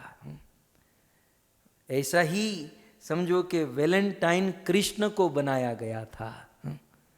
ऐसा ही सच्चा प्रेम, ईमानदार प्रेम, भक्तों सत्यपरायण प्रेम, सत्यनिष्ठ प्रेम, यथार्थ प्रेम, वास्तविक प्रेम, सत्य प्रेम, स्वच्छ प्रेम, पुनीत प्रेम, उचित प्रेम, क्या कहेंगे, पाक हमारी उर्दू भाषा में पाक प्रेम। वो प्रेम कैसा था जो 5000 वर्ष पूर्व हुआ था? बिल्कुल साफ प्रेम, शुद्ध प्रेम, पावन प्रेम, अमल प्रेम। कैसा था वो? विमल प्रेम था वो उस देवी का। निर्मल प्रेम, बिल्कुल सही प्रेम, जिसको हम कहते हैं नीरा प्रेम, वास्तविक प्रेम, क्या कहेंगे, बिल्कुल ओरिजिनल असली प्रेम, अमिश्रित प्रेम जिसमें कोई मिलावट नहीं, बिल्कुल संगत प्रेम, पूर्ण प्रेम, अचूक प्रेम, निर्दोष प्रेम, बिल्कुल उजला प्रेम, स्पष्ट प्रेम, मुक्त प्रेम, सुंदर प्रेम, उज्जवल प्रेम, स्वाभाविक प्रेम। वो कैसा प्रेम था? स्वाभाविक प्रेम था, अपराध रहित था, वो प्रेम अकलंकित था, वो अदाग प्रेम था, अदोष प्रेम था, अनवध्य प्रेम था, अजर प्रेम, पाप शून्य प्रेम, बेकसूर, उर्दू लिफाज है, बेकसूर प्रेम, मासूम प्रेम, वो अखंड प्रेम था, अक्षय प्रेम था, अक्षुण्ण प्रेम, अजस्त्र, अविरल, अविभक्त, बिल्कुल चोखा, हमारे गुजराती में कहवाय चोखा प्रेम, दोष रहित प्रेम, निश्चल प्रेम, निष्कपट, अस्पृह, त्रुटिहीन, निष्कलंक, अडिग, जो बिल्कुल डगे नहीं, अडिग प्रेम, दृढ़ प्रेम, पारदर्शक, आदर्श प्रेम, उत्तम प्रेम, पाप रहित प्रेम, परिशुद्ध प्रेम, पवित्र प्रेम और विशुद्ध प्रेम। आज से 5000 वर्ष पूर्व महाराष्ट्र में रहने वाली विदर्भ देश के राजा की कन्या देवी रुक्मणी ने भगवान कृष्ण से किया था, श्री द्वारिकाधीश से पवित्र प्रेम किया था। और जैसे आजकल वैलेंटाइन डे के दिन वैलेंटाइन बनाया जाता है और एक प्रेमी किसी प्रेमी को प्रपोज करता है, ठीक उसी प्रकार देवी रुक्मणी ने, दुनिया में पहली ऐसी नारी देवी रुक्मणी ने भगवान श्री कृष्ण को अपना वैलेंटाइन बनाया और भगवान श्री कृष्ण को अपना प्रेमी बनाया। और फिर वैलेंटाइन प्रेमी क्या करते हैं, एक दूसरे को कार्ड देते हैं ना, वो कुछ मैसेज, कुछ कार्ड। तो देवी रुक्मणी ने माने भगवान श्री कृष्ण को अपना वैलेंटाइन, अपना स्नेही बनाकर 7 श्लोक लिख कर दिए थे। और वह 7 श्लोक कृष्ण ने जब पढ़े तो रुक्मणी को अपनी पत्नी बना लिया। ये हैं शुद्ध विशुद्ध प्रेम भक्तों। मैंने तो केवल 64, आप लोग गिनिएगा, मैंने केवल 64 प्रेम के लक्षण या प्रेम के उपलक्षण बताए, लेकिन इसके जितने भी बताऊं उतना कम है। तो ऐसे शुद्ध विशुद्ध प्रेम देवी रुक्मणी ने किया था। हम लोग 7 दिन तक देवी रुक्मणी के द्वारा कहा गया वो प्रपोज पत्र, वो लेटर जिसे हम प्रेम पत्र भी कह, આમ કોકનો લેટર વાંચવાની બહુ મજા આવે। તમને લોકોને અનુભવ ખરો? आजकल दूसरों को अपना मोबाइल देखने में इतना आनंद नहीं, जो दूसरों का मोबाइल हाथ में आ जाए और लॉक खुला है तो आदमी बिल्कुल उसमें बड़ा आनंद आता है। तो दूसरे का लेटर पढ़ने में, और वो भी प्रेम पत्र हो, तब तो कहना ही क्या। तो शुकदेव, वेदव्यास, सूत आदि हमारे आचार्यों ने बिल्कुल रुक्मणी के द्वारा लिखा गया वह प्रेम पत्र जो भगवान श्री कृष्ण को अपना वैलेंटाइन, अपना स्नेही बनाकर लिखा था, श्रीमद् भागवतम में एज इट इज यथारूप रूप से दिया गया है। उस लेटर में 7 श्लोक है ना, और हमारे पास भी 7 दिन है। तो मैंने ये सोचा है, देखो ये सोचना हमारा काम है, अब पूरा करना ये भगवान का काम है। तो हमने ये सोचा है कि देवी रुक्मणी ने बिल्कुल विशुद्ध प्रेम रूपी पत्र भगवान कृष्ण को जो लिखा था, ये 7 दिन में हम 7 श्लोक की कथा करेंगे। ज़्यादा आपको टेंशन नहीं देना है, मूल रूप से 7 श्लोक होंगे, और फिर इस 7 श्लोक को समझाते हुए उनके दृष्टांत और उसमें जाते हुए पूरा भागवत सुनेंगे। तो वो भी चिंता नहीं करनी है, लेकिन हमारा मुख्य विषय क्या होगा? A real Valentine. हमारी इस कथा का शीर्षक क्या है? अ रियल वैलेंटाइन, सच्चा स्नेही। स्नेही तो बहुत है ना हमारे जीवन में, हमारे जीवन में हम स्नेही संबंधी बहुत कहते हैं, लेकिन सच्चा स्नेही कौन? वैलेंटाइन आपने बहुत लोगों को बनाया होगा, लेकिन रियल वैलेंटाइन कौन? जो देवी रुक्मणी ने बनाया था, और उसमें बहुत सारे गुण, स्वरूप और सबकी चर्चा होगी।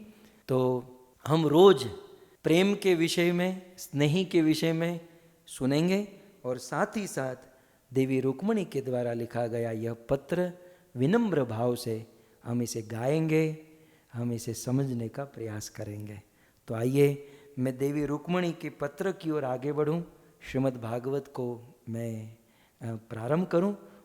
श्री रुक्मणी उवाच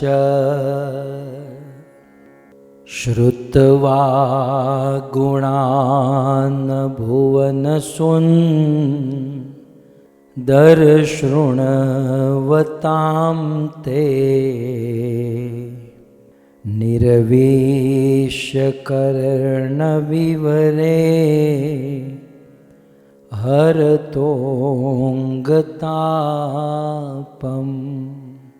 श्रुत्वा गुणान् भुवनसुन् दर्शृण्वतां ते निर्वेश्य कर्णविवरे हरतोऽङ्गतापम्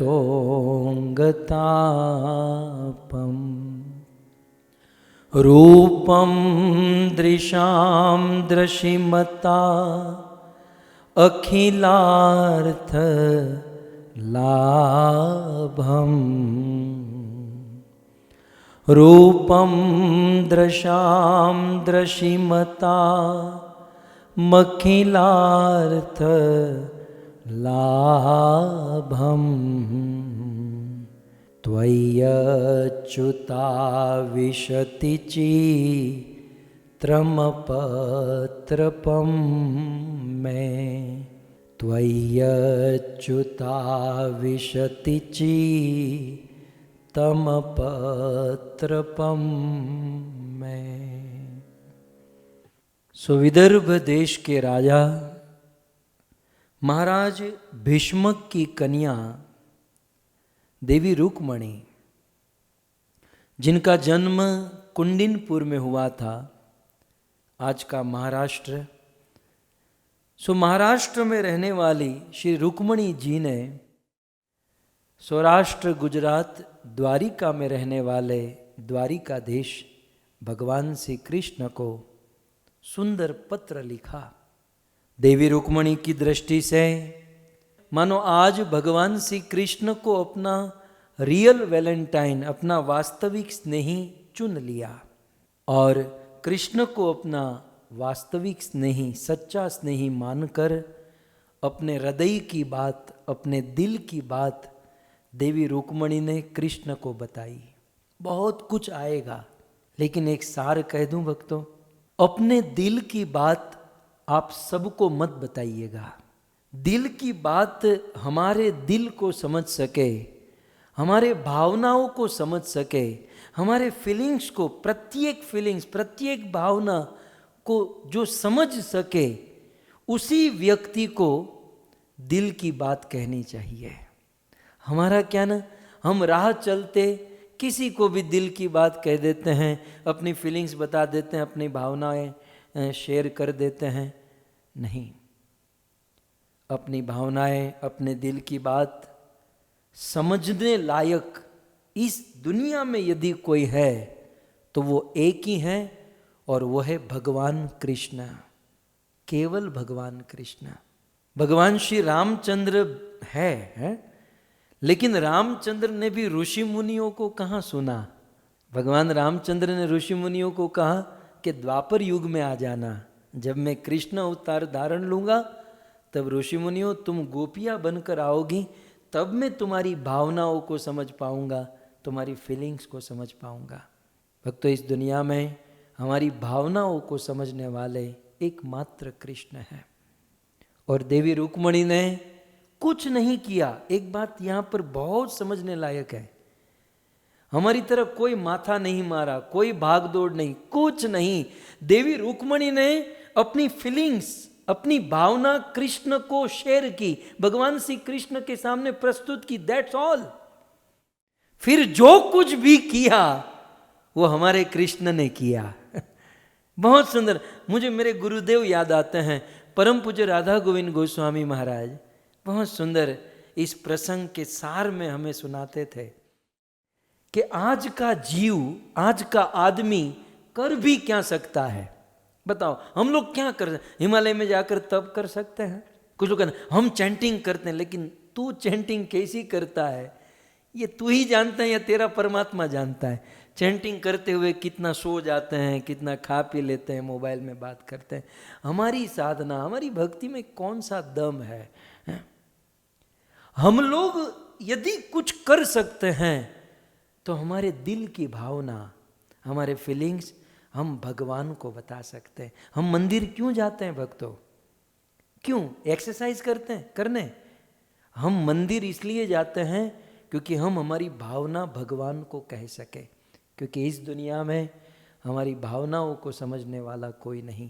और यदि कोई हमारी भावनाओं को समझता है तो 2%, 5%, ज़्यादा ज़्यादा 10%, पूरी फीलिंग्स कोई नहीं समझेगा, केवल भगवान कृष्ण समझेंगे। और एक भक्तों को यही करना होता है, हम भगवान को प्रार्थना करें, हमारी भावना व्यक्त करें, बाकी सब कुछ भगवान करते हैं। क्या क्या कृष्ण ने उद्यम किया, कितनी मेहनत की, हजारों लाखों की सेना खड़ी थी, लेकिन उस लाखों की सेना के बीच में सिंह के समान भगवान श्री कृष्ण पहुँचे। और जैसे सिंह हजारों सियारों के बीच में से अपने भोजन का भाग लेकर निकल जाता है, वैसे कृष्ण रूपी सिंह उस लाखों जरासंध की सेना, मगध नरेश, चेदी नरेश, शिशुपाल, रुक्मी, लाखों को लेकर खड़े थे। और आदेश हो चुका था कि कृष्ण कहीं भी दिखाई दे तो उसे मार देना, लेकिन फिर भी भगवान कृष्ण उन सब के बीच में से ऐसी विषम परिस्थिति से रुक्मणी को लेकर चले गए, उनके साथ विवाह किया, उनको सुख दिया, आनंद प्रदान किया। सो देवी रुक्मणी ने कृष्ण को अपना सच्चा स्नेही समझा, अपना रियल वैलेंटाइन समझा और उनको अपनी भावना प्रस्तुत की है। सो देवी रुक्मणी की 7 श्लोक में भावना है।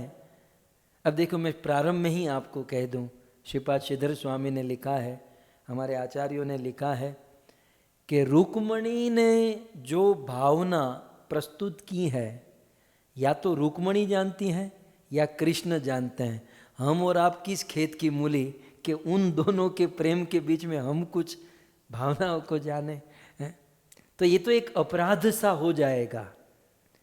लेकिन हमें इस उद्देश्य से इस पत्र को जानना है, पढ़ना है कि हमें भी समझ में आए कि इतिहास में या पूर्व में भगवान को क्यों चुना गया, कृष्ण को वैलेंटाइन क्यों चुना, ये सब रुक्मणी बताएगी। इसके बाद वाले श्लोक में कृष्ण कहेंगे मैं ही क्यों, और बहुत सारे थे।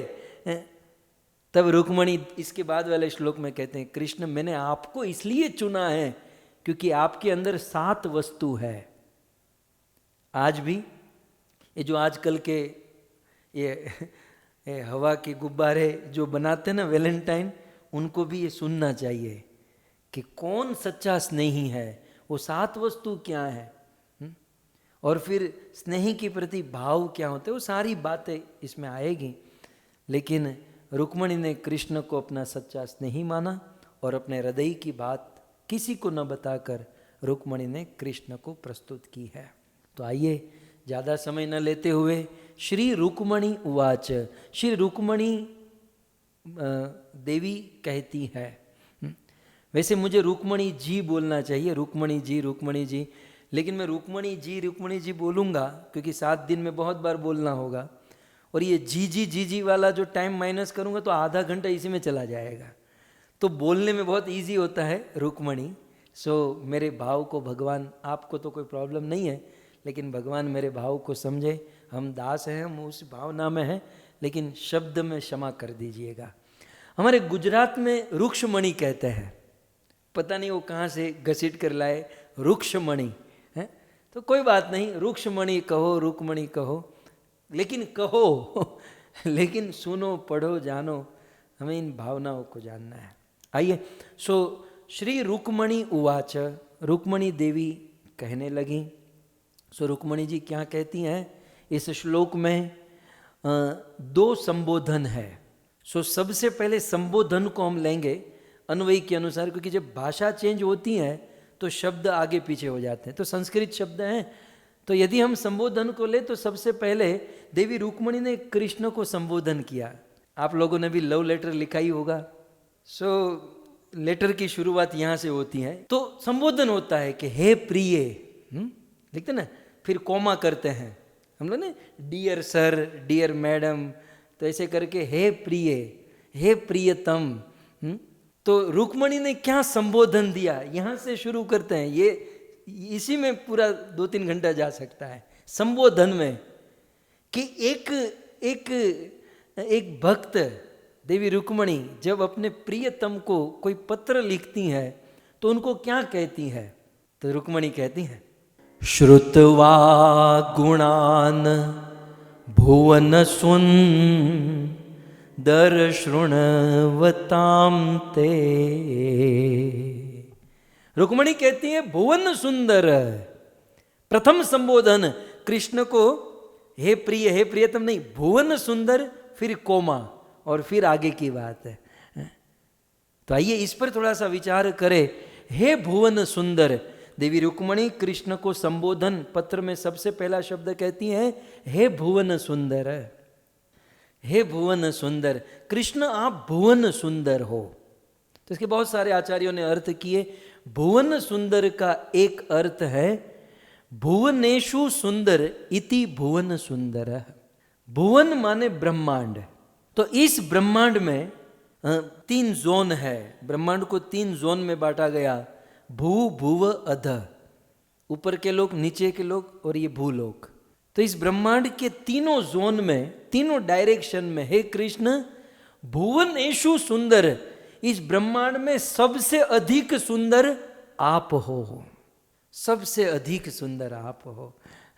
आप किसी आदमी को कुछ कहना चाहते हो और कोई आपकी बात न सुने, वो बेचारा बिजी हो, लेकिन आप कह दो यार बहुत अच्छा लग रहा है, वो अपना सारा काम छोड़ देगा और आपकी बात सुनेगा। ये रुक्मणी बहुत बुद्धिमान है, इसमें एक एक शब्द समझने लायक है? और कुछ नहीं कहा, सबसे कहा भुवन सुंदर, भुवनेशु सुंदर, पूरे भुवन में, पूरे ब्रह्मांड में हे कृष्ण आप ही सुंदर हो। अच्छा, भुवन सुंदर का और एक अर्थ, भुवना नाम सुंदर इति भुवन सुंदर। हमारे आचार्यों ने कहा प्राकृत और अप्राकृत दो प्रकार के लोक होते हैं ना। एक होते हैं प्राकृत लोक, माने ब्रह्म लोक से जो ये पाताल रसातल का जो है ना वो प्राकृत लोक है, और दूसरा है अप्राकृत माने आध्यात्मिक लोक ऊपर।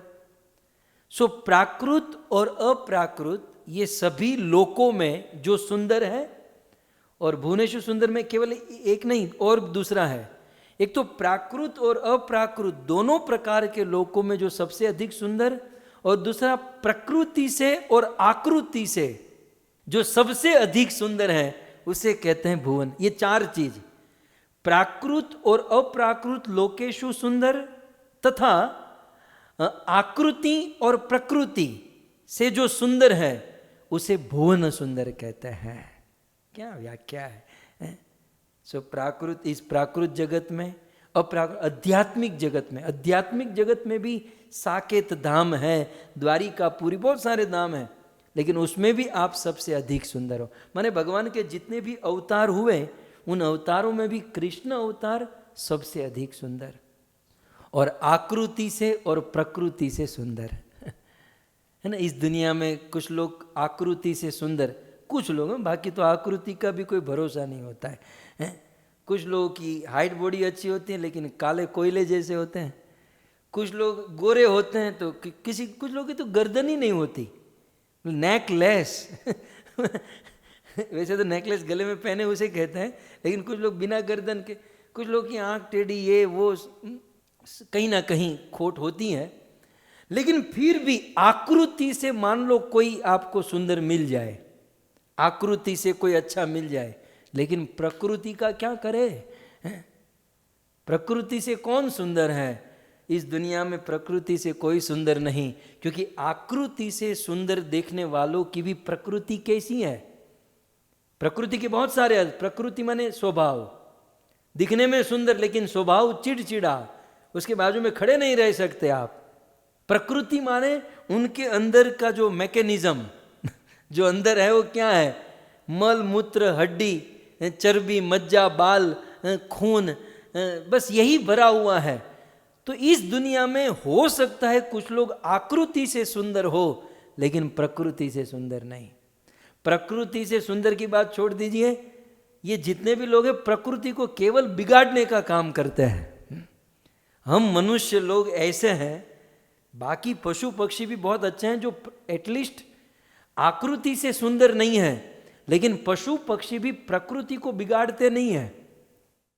लेकिन हम मनुष्य लोग तो प्रकृति को भी बिगाड़ देते हैं। अब सारी बातें व्यासपीठ से क्या करें? कितना भी अच्छा रसगुल्ला हो, कितनी भी अच्छी, हम केक खाते हैं ना, केक बर्थडे जन्मदिन के अवसर में केक होती है, कितनी अच्छी होती है, शोरूम शो पीस में होती हैं, लेकिन उस केक का संग यदि इस शरीर ने कर लिया, वो केक इतनी सुंदर, फोटो खींचते हैं लोग, क्या क्या करते हैं, लेकिन कितनी भी अच्छी आकृति वाला आदमी इतनी अच्छी केक को यदि खा ले, उसका हुलिया बिगड़ जाता है, वो फिर देखने जैसी नहीं रहती। तो ये हमारी प्रकृति है कि हमारे संस्पर्ग में कोई वस्तु आ जाए तो हम उसको बिगाड़। ये कपड़े देखिए, ये कपड़े कितने अच्छे शोरूम में होते हैं या हमारे घर में होते हैं, लेकिन जैसे ही हमने पहना तो 24 घंटे के बाद इसको धोना पड़ेगा। कोई भी वस्तु हमारे संपर्क में आती है तो आप सोचिए वो बिगड़ती हैं कि अच्छी होती है? तो वो हम लोग बिगाड़ते हैं। इसलिए आकृति और प्रकृति, मैं भुवन सुंदर शब्द के ऊपर कह रहा हूं, आकृति से और प्रकृति से। हो सकता है कुछ लोग आकृति से सुंदर हैं, लेकिन हम प्रकृति से हमारी कोई सुंदरता नहीं है, क्योंकि हमारी प्रकृति पृथ्वी जल अग्नि वायु और आकाश से बनी है, और इसलिए हमारे अंदर ये भौतिक वस्तुएं हैं और जिससे हमारी कोई सुंदरता नहीं। लेकिन कृष्ण में ऐसा नहीं है। कृष्ण की तो आकृति भी सुंदर है, बिल्कुल घायल कर दे। अब देखो मेरे बाजू में कृष्ण है, मेरी दृष्टि उसी पर होती है, मैं उन्हीं को देखता रहता हूँ। आकृति कितनी सुंदर है, वो देखना सुंदर, उनका चलना सुंदर, आकृति विद्वानों ने, आचार्यों ने, भागवत में इसका वर्णन है। लेकिन कृष्ण की प्रकृति भी कितनी सुंदर है भक्तों। हमारी प्रकृति में तो कोई भी टच में आ जाए तो वो बिगड़ के ही जाएगा, लेकिन भगवान श्री कृष्ण की प्रकृति कैसी है। सबसे पहली बात, कृष्ण के अंदर भौतिक प्रकृति है ही नहीं।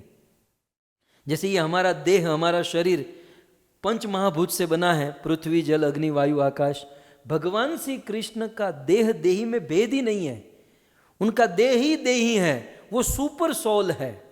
हम तो आत्मा छोटी सी है जो अंदर है, बाकी तो शरीर है, लेकिन कृष्ण चिन्मयी है। कृष्ण का पूरा शरीर जो है सत चित और आनंद से बना है, और हमारा शरीर पृथ्वी जल अग्नि वायु आकाश पंच महाभूत से बना है। इसलिए हमारे शरीर के संस्पर्श में जो आता है वो गंदा हो जाता है, बदबूदार हो जाता है, बासी हो जाता है, उसका हुलिया बिगड़ जाता है, आप सब जानते हैं। लेकिन क्योंकि कृष्ण की प्रकृति सच्चित और आनंद से बनी है, इसलिए उनके निकट यदि कोई जाता है तो वह ज्ञानी हो जाता है या परम सुखी हो जाता है, क्योंकि भगवान कृष्ण की प्रकृति सुंदर है, जो आकृति से भी सुंदर है, प्रकृति से भी सुंदर है। प्रकृति का अर्थ यदि स्वभाव ले लिया जाए तो कृष्ण का स्वभाव कैसा है? वेदव्यास जी प्रारंभ में ही लिखते हैं, सच्चिदानंद रूपाय विश्व उत्पत्ति आदि हेतव तापत्रय विनाशाय श्री कृष्णाय वयम नुमः। कितना सुंदर स्वभाव भगवान कृष्ण का, कि कितना भी दुखी जीव दुखी होकर कृष्ण की शरणों में आ गया तो तापत्रय विनाशाय, भगवान कृष्ण का स्वभाव है कि उनके सारे ताप को, सारे दुख को दूर कर देगा। अरे कृष्ण की शरण में इतना दूर जाने की जरूरत नहीं है। ये जूम प्लेटफॉर्म पर अमृत चर्चा और 1008 पासवर्ड डाल दो तो वहां पर भी जाने की जरूरत नहीं। उनकी कथा में ये ताकत है कि उनकी कथा की शरण में कोई चला गया तब भी वो संसार के दुखों से मुक्त हो जाएगा। ये कृष्ण का स्वभाव है, ये भगवान श्री कृष्ण की प्रकृति है। इसलिए देवी रुक्मणी कहती हैं कि श्रुत्वा गुणान भुवन सुंदर, हे भुवन सुंदर, भुवनेशु सुंदर, और आकृति प्रकृति से भी परम सुंदर भगवान श्री कृष्ण। एक बात कहे, इस दुनिया में जो ये हम चींटी मच्छर मकोड़े ये सब देखते ना, उससे कोटि गुना श्रेष्ठ मनुष्य है। चींटियों में भी सुंदरता, मैं कभी कभी सोच, चींटियों में भी फैशन शो तो होता ही होगा ना, हम लोग करते हैं ऐसा थोड़ी है। चींटियाँ भी शादी करती होगी, उसमें भी सब बच्चे होते होंगे, उसमें भी फैशन शो होता होगा, तो उसका समाज। लेकिन चींटियों से भी कोटि गुना श्रेष्ठ मनुष्य है। परंतु मनुष्य से कोटि कोटि गुना सुंदर नागलोक के देवता है। नागलोक में जो रहते हैं मनुष्य से कोटि कोटि गुना सुंदर है। फिर उस नागलोक से भी कोटि गुना सुंदर सूतल लोक, बलि महाराज जो अभी जहाँ पर है, सूतल लोक के निवासी उससे भी अधिक सुंदर है। और सूतल लोक से अधिक सुंदर देवता, स्वर्ग में रहने वाले देवता है। लेकिन उन स्वर्ग में रहने वाले देवता जो सुंदर, जो देवताओं को कभी पसीना नहीं होता, देवता केवल खाते जाते, उसको जरूरत ही नहीं पड़ती। देवता के शरीर में कई कई मीटर तक सुगंध आती रहती है, देवता कभी बूढ़े नहीं होते। सो ऐसे देवता जो सबसे अधिक सुंदर कहे गए, लेकिन श्रीमद् भागवत में सुखदेव जी कहते हैं उन देवताओं से भी सुंदर यदि कोई है तो वह है सूर सुंदर, श्याम सुंदर। भगवान श्री कृष्ण को सूर सुंदर कहा गया, जो देवताओं से भी अधिक सुंदर है। सो इस प्रकार से ये भगवान की सुंदरता। तो रुक्मणी ने प्रारंभ यहीं से किया कि श्रुत्वा गुणान भुवन, ये भुवन सुंदर। अब प्रकृति, हमारी आकृति क्या है ना, हमारी आकृति यदि अच्छी हो, वैसे सब लोग को ऐसा ही लगता है कि मेरी आकृति बहुत अच्छी है, वो तो पड़ोसी को पूछे तो पता चले कि भाई तू कैसा लगता है।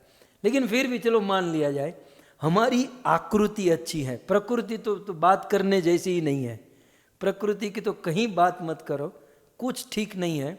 लेकिन यदि हमारी आकृति ठीक है तो ये हमारी आकृति कब तक ठीक रहेगी, मुझे बताइए। ये जवानी, ये चेहरा, ये कब तक ठीक रहेगा? 25-50 साल तक बाद में धीरे धीरे धीरे धीरे अंगम गलितम पलितम, शंकराचार्य ने कहा ना कि सारे अंग गल जाएंगे, सब कुछ। लेकिन भगवान श्री कृष्ण का ऐसा नहीं है। एक बार क्या हुआ, एक बूढ़ी माता जी मेले में गई। हम घरડા થઈ જાય તો મેળામાં જવાનું બંધ ન કરે। मैं कभी कभी भारत में हम देखते हैं कि 50-50, 60-60 साल की बूढ़ी उम्र हो जाती हैं और वो लोग आपस में मिलकर લીંબુ ચમચી રમતા હોય। મોઢામાં ચમચી મૂકે, એમાં લીંબુ મૂકે ને પછી હવે તમે હવે મરવા પડ્યા છો, તમે प्रभु को याद करो, प्रभु का स्मरण करो। लेकिन फिर भी कुछ लोग को होता है। तो लगभग 60 साल की बूढ़ी माता जी मेले में गई, रेगुलर जाती थी मेले में। तो मेले में वो सब होते ना बेचने वाले, दुकान वाले। तो एक दुकान में गई और कहा भैया एक मिरर दिखा, मिरर, कांच।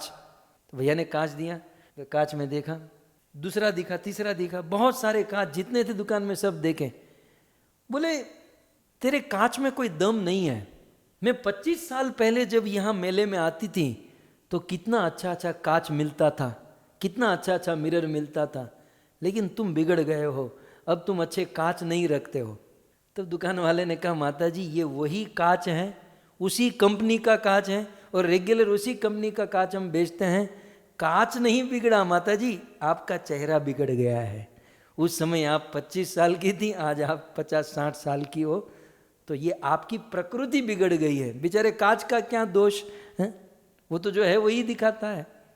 फिर भी कांच तो केवल बाहर की चीज दिखाता है, वो यदि अंदर की दिखाने लगे ना तो कोई बाजू में खड़ा नहीं रहेगा। ये तो ब्रह्मा जी ने डिजाइन करके रखी है कि जो भी भूसा है वो अंदर रख के चमड़े से ये सब बंद कर दिया है। यदि ये खुल जाए ना तो एक बार डॉक्टर भी आंख बंद कर लेगा, ये कहाँ खुल गया, ये सब बंद करो। वो भी मुंह में वो पट्टा बांध के वो मास्क पहन कर वो सब करते हैं।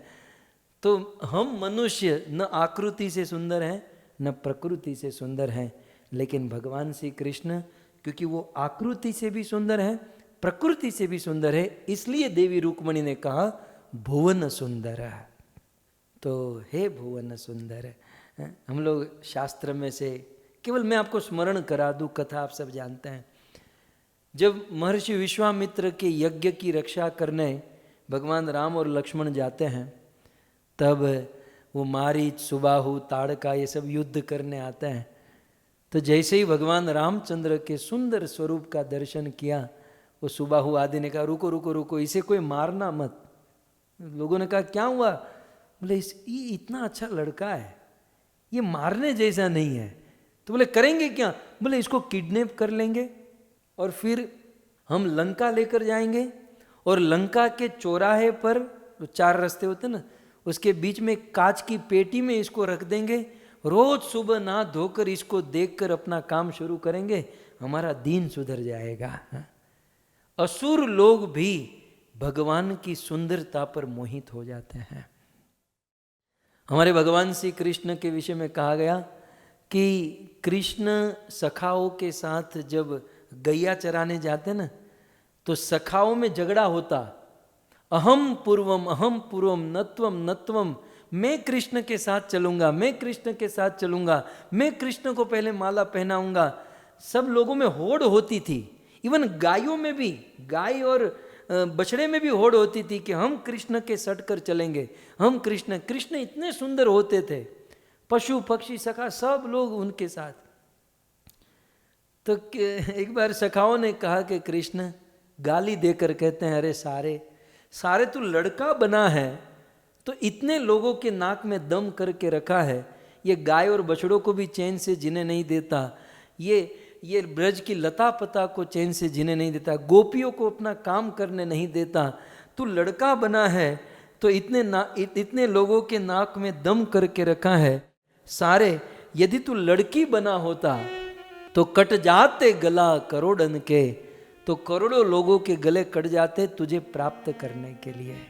तू लड़का बना है तो इतना उत्पात मचा के रखा है, यदि लड़की होता तो करोड़ों लोग गले काट कर मर गए होते तुझे प्राप्त करने के लिए। तो भगवान श्री कृष्ण की ये सुंदर मधुरता है, मधुरिमा है। तो भुवन सुंदर, भुवन सुंदर का एक आचार्य ने अर्थ किया कि भुवन सुंदर माने भुवना नाम, माने भगवान विष्णु, भगवान विष्णु से भी जो सुंदर है, अधिक सुंदर है, उसे भुवन सुंदर कहते हैं। सो ये कृष्ण जो है, ये श्याम सुंदर जो है, भगवान विष्णु से भी अधिक सुंदर है, जो हम भागवत के प्रसंगों में देखते हैं। जब अर्जुन द्वारिका गए थे और द्वारिका के उस ब्राह्मण के 9 बेटे मर गए, तो अर्जुन ने प्रतिज्ञा की और फिर 10वां बेटा भी मर गया। तो भगवान कृष्ण और अर्जुन फिर उसे खोजने गए, फिर अंत में विष्णु लोक में गए। तब भगवान विष्णु ने कहा मैंने इनको चुराया था। तो कृष्ण ने कहा प्रभु आप भी चुराने का काम शुरू कर दिया। बोले प्रभु कई दिनों से आपका दर्शन नहीं किया, मैं आपका रूप देखना चाहता था। श्रीमद् भागवत की ये कथा है। भगवान विष्णु भी कृष्ण के रूप को निहारना चाहते हैं, देखना चाहते हैं। और रात दिन पूरी दुनिया जिस लक्ष्मी के पीछे पागल है, लक्ष्मी हम सबको सुंदर लगती है, लेकिन वह लक्ष्मी स्वयं भगवान कृष्ण को प्राप्त करने के लिए ब्रज में तपस्या करती है। तो ऐसे हैं भगवान श्री कृष्ण भुवन सुंदर, भुवना नाम सुंदर, इस ब्रह्मांड में सबसे अधिक सुंदर। ओके, तो क्या हुआ? मानो भगवान कृष्ण कहे चलो मान लिया कि मैं सुंदर हूं, लेकिन तुम्हें प्रॉब्लम क्या है, मतलब तुम्हें क्या पेट में दुखता है, ये हमको बताओ। ऐसा भगवान ने कहा, थोड़ा गुजराती में थोड़ा हिंदी में, तो हमको बताओ क्या है। तब देवी रुक्मणी कहती है श्रुत्वा गुणान भुवन सुंदर शृण्वतां ते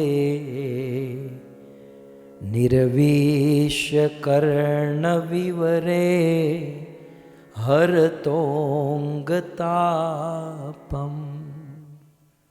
देवी रुक्मणी कहती हैं कि हे भुवन सुंदर, हे कृष्ण, ते गुणान शृण्वताम, हे कृष्ण आपके गुणों को सुनकर। अब देखिए मैं आपको एक बात बता दूं, ये जो प्रथम शब्द जो है ना श्लोक में नीचे आप देखिए, ये श्रुत्वा शब्द जो है ना, इसको थोड़ी देर साइड में रख दीजिए, उसको होल्ड कर दीजिए। ये श्रुत्वा का पोस्टमार्टम हम बाद में एंड में करेंगे। ये एक सीक्रेट बात है, वो सीक्रेट पोल लास्ट में खुलेगी, उसको छोड़कर हम आगे बढ़ेंगे। गुणान शृण्वताम ते, इसका अर्थ क्या है? आपके गुण सुनने वालों के, सीधा अर्थ। भुवन सुंदर का तो हमने कर लिया, बाकी क्या रहा? गुणान शृण्वताम ते। हे कृष्ण, ते गुणान शृण्वताम, आपके गुण सुनने वालों के। तो यहां पर और एक बात आ गई, भगवान श्री कृष्ण के गुण जो सुनते हैं, तो प्रश्न होगा कृष्ण के कौन से गुण सुनते हैं? भगवान श्री कृष्ण में तो बहुत सारे गुण हैं। तो मानो रुक्मणी कहना चाहती है कृष्ण आपका जो गुण है दूसरों को दान देना। कृष्ण आप जब दान देने लगते हो तो आपके पास जो है उतना ही आप दूसरों को दे देते हो। दुनिया का आदमी दान करेगा तो कितना करेगा? अपने पास जो है उनमें से 1% भी नहीं कर पाएगा, वो बहुत कम थोड़ा बहुत दान करता है। लेकिन कृष्ण आप में क्या गुण है कि आपके पास जितना है आप उतना ही दे देते हो। सुदामा को आपने कितना दे दिया? सुदामा ने केवल सूखे चावल दिए थे, उसके बदले आपने उनको पूरी द्वारिका का ऐश्वर्य दे दिया।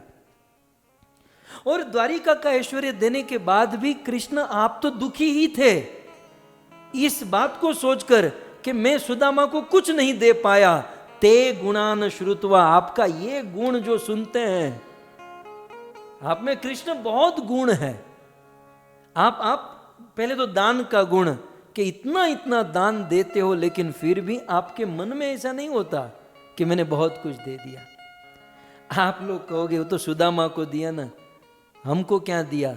हम हमारा विचार करें तो भगवान ने हमको जन्म से कितना सूर्य प्रकाश दिया। इस भगवान कृष्ण ने हमको कितना ऑक्सीजन, आप अभी तक का हिसाब लगाइए, भगवान का कितना ऑक्सीजन हम पी गए होंगे। सो हमें वो हवा, पानी, प्रकाश सब कुछ भगवान देते हैं, लेकिन फिर भी एक पल के लिए भी यह नहीं सोचते कि मैंने इनको बहुत कुछ दे दिया। वो देते ही रहते हैं, अपने भक्तों को तो देते हैं, लेकिन जो भगवान को गाली देते हैं ना, उनको भी भगवान देते, भाई रख तू जीता रहे हैं। ये कृष्ण आपका गुण है। तो ऐसे आपके दान देने का गुण, और कृष्ण आपके दया का गुण। आपकी दया कितनी, आप में दया कितनी। कहते हैं अहो बकीयम स्तन काल कूटम जिंघासया पायत अपीय साधवी। वो कंस के द्वारा भेजी गई राक्षसी स्तन पर कालकुट विष लगाकर आई थी कि कृष्ण को जान से मार दूंगी, लेकिन ऐसी राक्षसी पूतना को आपने मारा नहीं, अपनी मां बना लिया। धन्य हो कृष्ण, आपकी करुणा धन्य हो। इतना ही नहीं, प्रणत देहि नाम पाप कर्षणम, ये तो हुआ पूतना के लिए, अब हमारे लिए क्या? कृष्ण आपकी करुणा, आपकी दया कितनी है। यह देहधारी जीव जन्म जन्म से पाप करते आया है। ऐसा कोई कहे ना हमने पाप नहीं किया तो तू आया थोड़ी हो, ते पाप कह रहा हो तो तू वैकुंठ में हो ना। भक्तों, हम लोगों ने कहीं ना कहीं पाप अवश्य किए, और इसलिए तो यहां इस भौतिक जगत में फंसे हैं। लेकिन देहधारी जीव, अनंत अनंत जन्मों से पाप करने वाला यह जीव, प्रणत देहि नाम, अपने देह को कृष्ण आपके चरणों में प्रणाम करोति, झुकाता है। तो केवल आपके चरणों में प्रणाम करने मात्र से पाप कर्षणम, आप उसके सारे पाप खींच लेते हो, सारे पाप हर लेते हो, उसे पवित्र कर देते हो। कौन दुनिया में इतना करुणामयी है? अरे पाप छोड़ो, इस कपड़े को धोने में भी कितनी मेहनत, वॉशिंग मशीन कितना घूमता है। हमारे भारत की माताएं कितना धोखा ले लेकर धमकाती है, तब जाकर यहां से मेल निकलता है। लेकिन करोड़ों करोड़ों जन्मों का पाप मात्र कृष्ण को प्रणाम करने से निकल जाए, पवित्र हो जाए। यह है कृष्ण की करुणा, यह है भगवान कृष्ण की दया, ये गुण है भगवान के। दूसरा, सत्य बोलना, अपने वचन पर अड़ग रहना। जैसे कृष्ण ने कहा न मे भक्ता प्रणश्यति, भक्तों का पतन नहीं होने दूंगा, अर्जुन की रक्षा करूंगा। भगवान इस पर खरे उतरते हैं। और कृष्ण के बहुत सारे गुण हैं, और एक गुण है प्रसन्न रहना, खुश रहना। अपने आप वो गमे, चाहे कैसी भी परिस्थिति हो, बस कृष्ण हंसते रहते हैं, प्रसन्न रहते हैं। सो ये भगवान श्री कृष्ण के गुण है। तो यहां पर देवी रुक्मणी कहती हैं कि हे कृष्ण ते गुणान शृण्वताम। कृष्ण, जो लोग आपके गुण सुनते हैं, अब आगे चलिए, अब कमाल हो रहा है। वो श्रुतवा को तो आपने छोड़ दिया, लेकिन गुणान शृण्वताम थे। हे कृष्ण, ऐसे ऐसे जो आपके गुण हैं, ऐसे गुण, जो लोग आपके ऐसे गुण सुनते हैं, माने जो लोग आपके गुणों की कथा सुनते हैं, ते उन लोगों के निर्विष्य कर्ण विवरे। निर्विष्य माने प्रवेश करते हो कर्ण के माध्यम से। जो लोग कृष्ण आपके गुणों की कथा सुनते हैं, तो आप स्वयं उनके कानों से अंदर प्रवेश कर जाते हो। देखिए कितनी सुंदर बात। श्रुत्वा गुणान भुवन सुन दर शृण्वताम ते, निर्विष्य कर्ण विवरे हर तोंगतापम। हे कृष्ण, जो लोग आपकी कथा सुनते हैं, आपके गुणों की कथा सुनते हैं, आप स्वयं उनके कानों के माध्यम से प्रवेश कर जाते हैं। ये रुक्मणी का अनुभव है। तो अब यहां पर हमें जानने लायक बात, यदि हमें भगवान को अपने अंदर प्रकटाना है, भगवान को हमारे अंदर प्रवेश कराना है, तो क्या करना होगा? निर्विश्य कर्ण विवरे, इन कानों के माध्यम से भुवन सुंदर भगवान श्री कृष्ण की कथा शुण्वताम, सुननी चाहिए। भगवान भक्त के हृदय में आते हैं, उनके हृदय में आने की प्रोसेस क्या है? प्रविष्ट कर्ण रंग्रेण, भगवान कान के माध्यम से भक्तों के हृदय में आते हैं। रामायण में तो सीधा संवाद, वाल्मीकि ऋषि के वहां एक दिन भगवान राम, लक्ष्मण और सीता रुके, और दूसरे दिन सुबह जब घर से निकल रहे हैं, भगवान राम ने कहा कि अनुज लक्ष्मण और पत्नी सीता के साथ हम कहाँ रह सकते हैं? तब वाल्मीकि ऋषि ने, रामायण के वाल्मीकि ने कहा, जिन के श्रवण समुद्र समाना, जिन के श्रवण समुद्र समाना, कथा तुम्हारी सुभग सरिनाना। हे प्रभु, प्रभु जिनके श्रवण, श्रवण माने कान, प्रभु जिनके कान समुद्र के समान, जैसे समुद्र में निरंतर नदियां प्रवेश करती हैं, वैसे जिनके कानों में नदी समान कथाएं प्रवेश करती हैं, जो अपने कानों से भगवत कथा का श्रवण करते हैं, तिनके गृह, उनके घर में या उनके हृदय में प्रभु आप निवास कीजिए। सो भगवान कान के माध्यम से प्रवेश करते हैं। सूत गोस्वामी श्रीमद् भागवतम में कहते हैं, शृण्वतां स्वकथा कृष्ण पुण्य श्रवण कीर्तन, हृदि अंतस्थो हि भद्राणि, विधुनोति सुहत्सता। आप नीचे श्लोक में देख सकते हैं कि बोले कितना भी पापी जीव है, उनका हृदय कितना भी काम क्रोध लोभ से भरा हुआ है, लेकिन पापी से पापी व्यक्ति भी शृण्वताम, सुनता है। क्या सुनता है? फिल्म का गाना नहीं, शृण्वताम स्वकथा, कृष्ण कथा। यदि कोई व्यक्ति पापी से पापी जीव भी शृण्वताम स्वकथाम कृष्ण, कृष्ण की कथा सुनता है। कैसी है कृष्ण की कथा? पुण्य श्रवण कीर्तन, जिसको सुनकर या बोलकर पुण्य प्रदान करने वाली, पवित्रता प्रदान करने वाली, ऐसी कथा को शृण्वताम यदि कोई सुनता है, तो हृदि अंतस्थो ही भद्राणी, वह कृष्ण कान के माध्यम से प्रवेश करते हैं और हमारे हृदय में चले जाते हैं, और हृदय में जाकर क्या करते हैं? तो लिखते हैं विधुनोति सुहत्सताम। कृष्ण देखते हैं कि ये आदमी अब ले देकर कथा सुनने लगा है, एक दिन भी कथा सुने बिना रहता नहीं। पहले तो वो हृदय में आके परेशान हो जाते हैं कि भाई ये यहाँ कहाँ फंस गया, यहाँ तो काम क्रोध लोभ भरा हुआ है, चलो बाहर निकलो। तब तक तो शाम के 8 बज जाते हैं, कथा सुनना शुरू, फिर से कृष्ण अंदर। तो जब बार बार कोई व्यक्ति कथा सुनता है तो कृष्ण सोचते हैं कि अब इसके दिल में डेरा डालना ही होगा। कृष्ण स्वयं अपने हाथों में झाड़ू उठाते हैं और विधुनोति, हमारे हृदय को स्वयं कृष्ण धो देते हैं। और कैसे धोते हैं? विधुनोति, जो फिर से कभी द्रुमिल न हो, फिर से कभी बिगड़े नहीं। लेकिन किसके हृदय को धोते हैं? शृण्वताम स्वकथाम, जो कृष्ण की कथा सुनता है। किसी ने पूछा, भगवान कृष्ण हमारे हृदय को धोते हैं तो हृदय कैसा हो जाता है?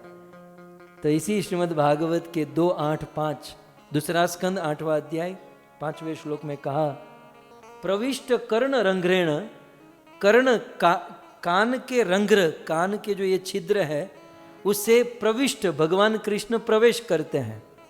कैसे प्रवेश करते हैं? तो मन में प्रश्न होगा कि कैसे, मतलब किस रूप में? तो कहते हैं स्वानाम भाव सरोरुहम, स्वानाम हमारे भाव के अनुसार, राम की भक्ति करते हैं तो राम के रूप में, श्याम की भक्ति तो श्याम के रूप में, जिसकी भक्ति करते हैं उस भाव से उस रूप में कृष्ण प्रवेश करते हैं।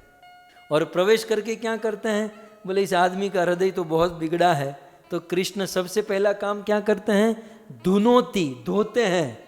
वो कृष्ण डिटर्जेंट पाउडर सब कुछ लेकर आते हैं और ऐसा रगड़ रगड़ कर कृष्ण स्वयं हमारे हृदय को धुनोती, धोते हैं।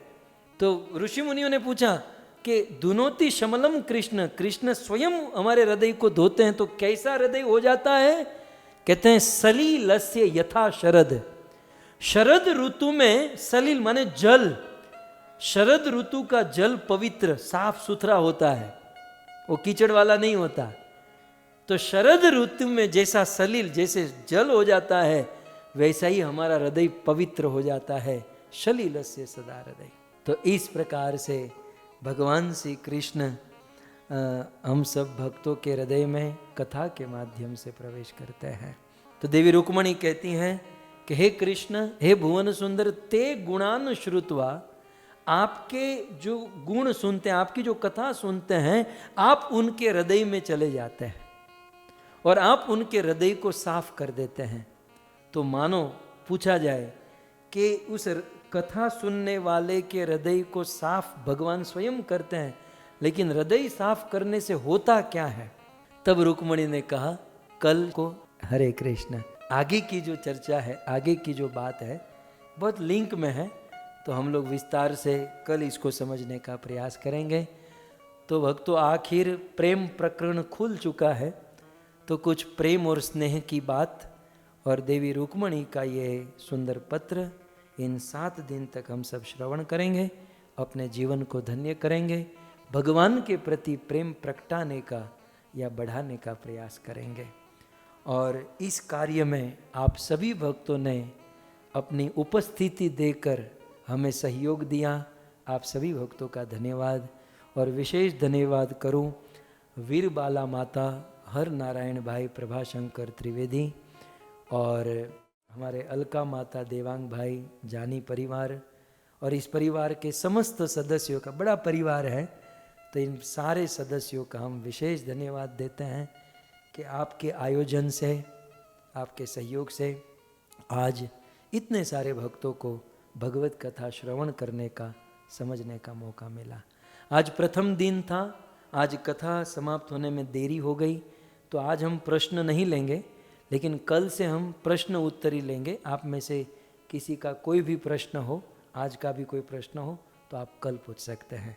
आप सभी भक्तों का धन्यवाद। आइए जय जयकार करते हुए हम आज भागवत कथा के प्रथम दिवसीय सत्र को विराम करें। ग्रंथराज श्रीमद् भागवतम महापुराण की, श्री कृष्णचंद्र भगवान की, जगत गुरु शिल प्रभुपाद की, निताय गौर प्रेमानंदे। जय जय श्री राधे, जय जय श्री राधे, जय जय श्री राधे श्याम।